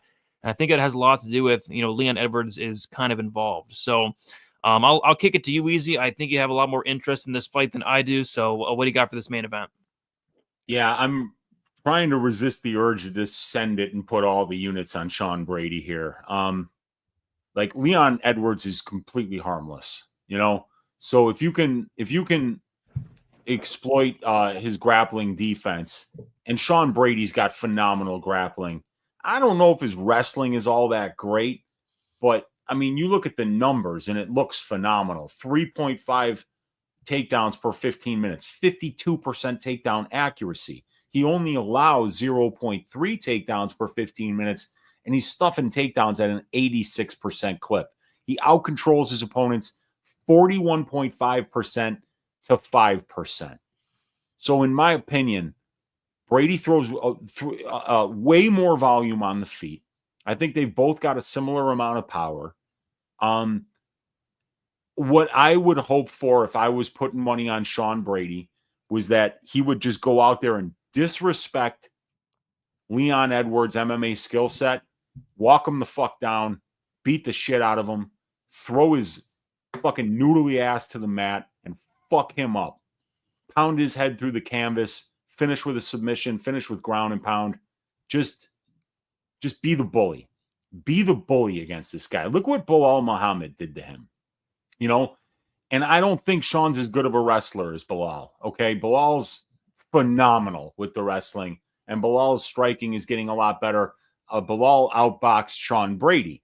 So obviously, this is a little bit easier of a matchup for Leon Edwards than his last fight against Belal Muhammad. But Sean Brady's the real deal. He's younger than this guy. He's the better grappler. And I think he's just at a little bit better of a place in his career right now. Leon Edwards is a pretty meticulous minute winner. And he's very, very good at it, Brady. And obviously that's not the most exciting thing. That's why I joke around about him. You can't even be in the same state with this guy. Otherwise your aggression will go out the window. But Leon Edwards doesn't ever have to show urgency in fights because he takes these little 15-minute segments and he tries to win these little 15-second segments in the fight. And he just wins them over and over and over again. He doesn't get hit. He doesn't take damage. He stuffs a lot of the takedowns. And he's tall and long and accurate. And he can land 9 strikes in a round when you only land 6. But I'll tell you something, man. I bet on Colby Covington to beat this guy. And Colby put together 5 of the most horseshit rounds in the history of MMA. And Leon Edwards still only outstruck him by like 12 significant strikes over 15 minutes. If I didn't bet on Sean Brady to beat this bum and he went out there and rinsed him like Belal did, I'd blow my head off, Brady. I would be so mad at myself. And I think that's what he's going to do, dude. I mean, if Sean doesn't go out there and disrespect this motherfucker and walk him down and just beat his ass, I'm going to be so fucking mad at him because he's better than this guy. Leon Edwards is harmless, Brady. Leon Edwards is harmless. Second biggest fluke knockout of all time is him knocking out Usman in the 5th round. First biggest fluke knockout of all time, Charles Johnson over Josh Van. Okay? And outside of that, who is Leon Edwards hurting? Dude, he couldn't even fucking get Nate Diaz out of there. Remember that? 5 rounds with Nate Diaz. 7 years past his prime. And Nate almost fucking knocks him out in the 5th round. I'm sick of this fucking Leon Edwards. I'm sick of him, dude. And I want Sean Brady to go out there and hurt this man. Do it for your Uncle Weezy. Disrespect this guy. Walk him down. He's not going to knock you out. Not in a million fucking years. And you just rag down to the mat and you fuck him up. That's what I want to see. And I probably am going to have a big bet on Sean Brady this week because I think he's going to Belal him. I think he's going to Belal him. Jeez. I mean, I thought I was a Leon Edwards hater, which I am, but you just wow. You outdid me there. I didn't bet on Belal because I thought that they were going to fuck him just because he's a Palestinian, and I thought like the owners of the UFC that he could win all 5 rounds and that they were going to give it to Leon. Honestly, it's the only reason I didn't bet on him. And I'm mad at myself for not betting on Belal, and I want to get it back with Brady. Yeah, not saying Brady can't win the fight, but he's not Belal Muhammad. But yeah, I know, dude. Belal's very, very, very good. Yeah, he is. Belal's the best. Yeah, Belal's very underrated. So we'll see. The path is there. The path is there. Brady opened up. plus 130. He's now minus 157. Looks like money is coming in on him. Leon Edwards opened up minus 150. Plus, he's currently plus 137. I'll probably stay away from this one, but we'll see. We'll see. I'll probably even pick Brady. I'll probably even pick it against Edwards because I always pick against Edwards, but I've gotten it wrong so many times. Like, he's proven me wrong so many times. He's good. He's very good, even though I'm not a big fan of him. So we'll see. What are you guys liking in this fight here? Leon Edwards is a black Trey Ogden. That's what he is. He's a black Trey Ogden. He goes out there and he doesn't do much. He mystifies you. He makes you fight his fight. And you have to resist that urge. You got to fight your fight against Leon. And the fight is that you make this guy fucking fight. You don't let him point fight you. You fight him. Look at what Bilal did. Did Bilal take a backward step at any point in that fight? No. Why? Because Leon Edwards isn't going to hurt him. I'm mad. Sean better smoke the dude. If Sean doesn't smoke this guy, I'm going to be in bad shape for UFC Mexico for Stat Diggers next week, Brady. I really am. If I have to go, because if Leon wins this fight, he's going to be calling for a title shot. And I'm going to put my own goddamn head in the oven. I'm taking the no funeral sign out of my closet. It's right over here. And I'm going to put it on my back, and I'm turning that thing up to 450.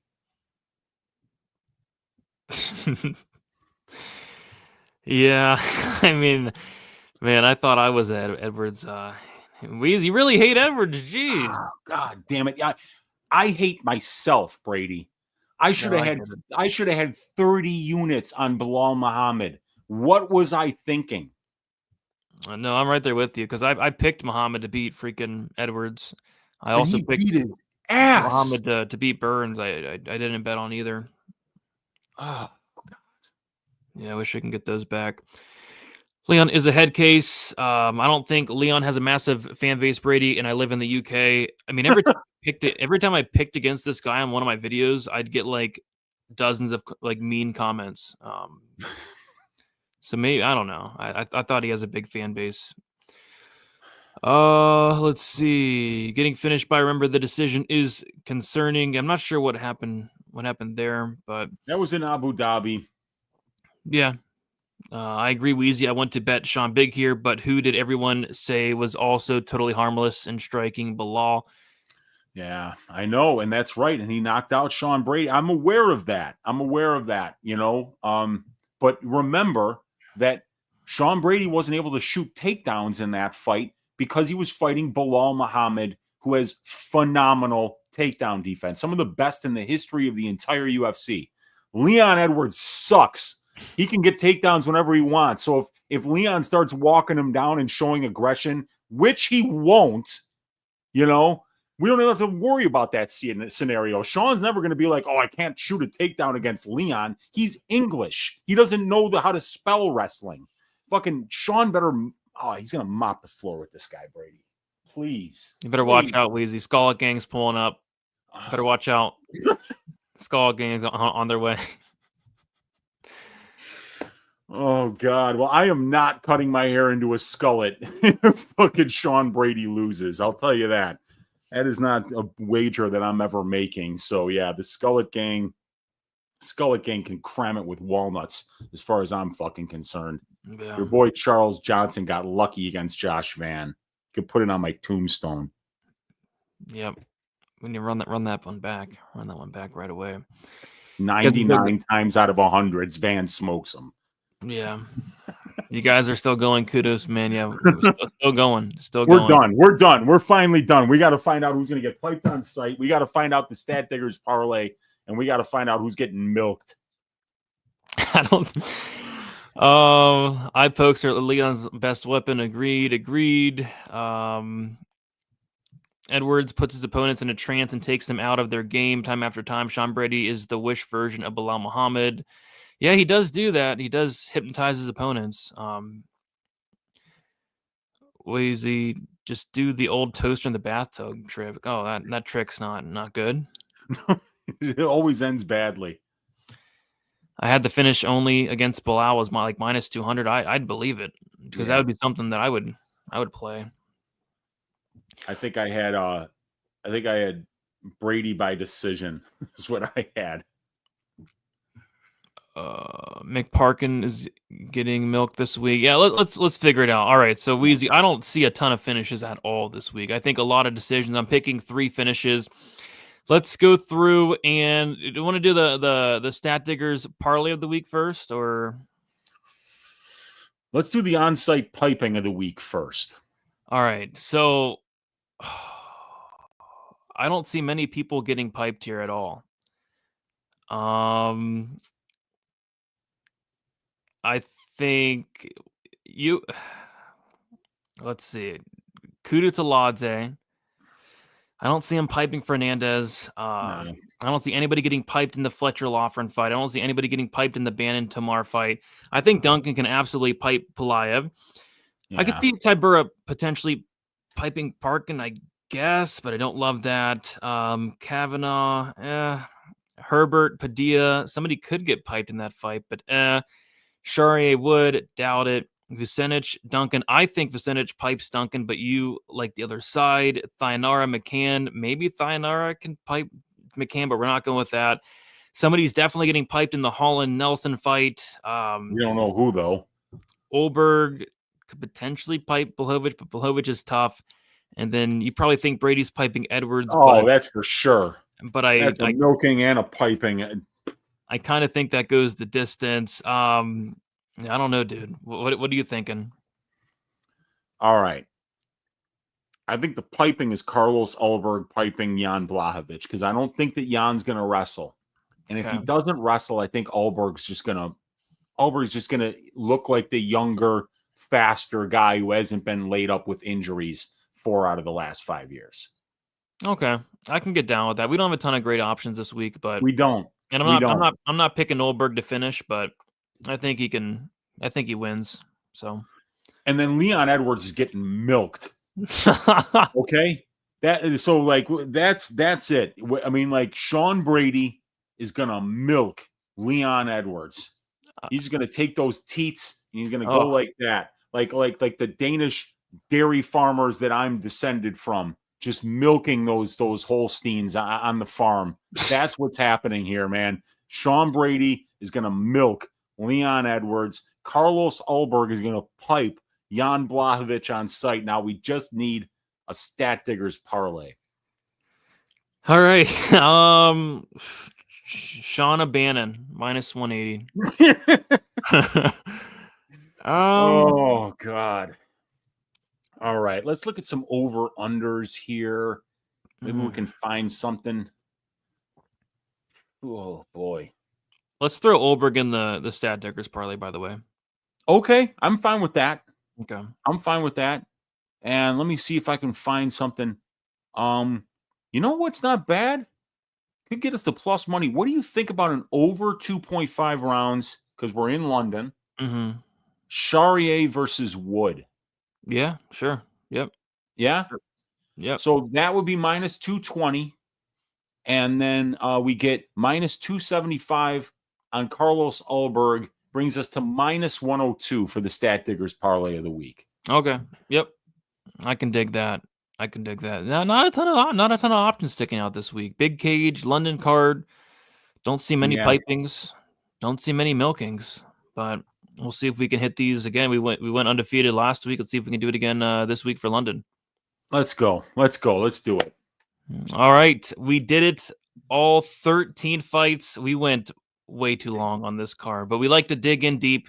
We like to have fun. Weezy, any final thoughts on the card, and also let the people know where they can find you?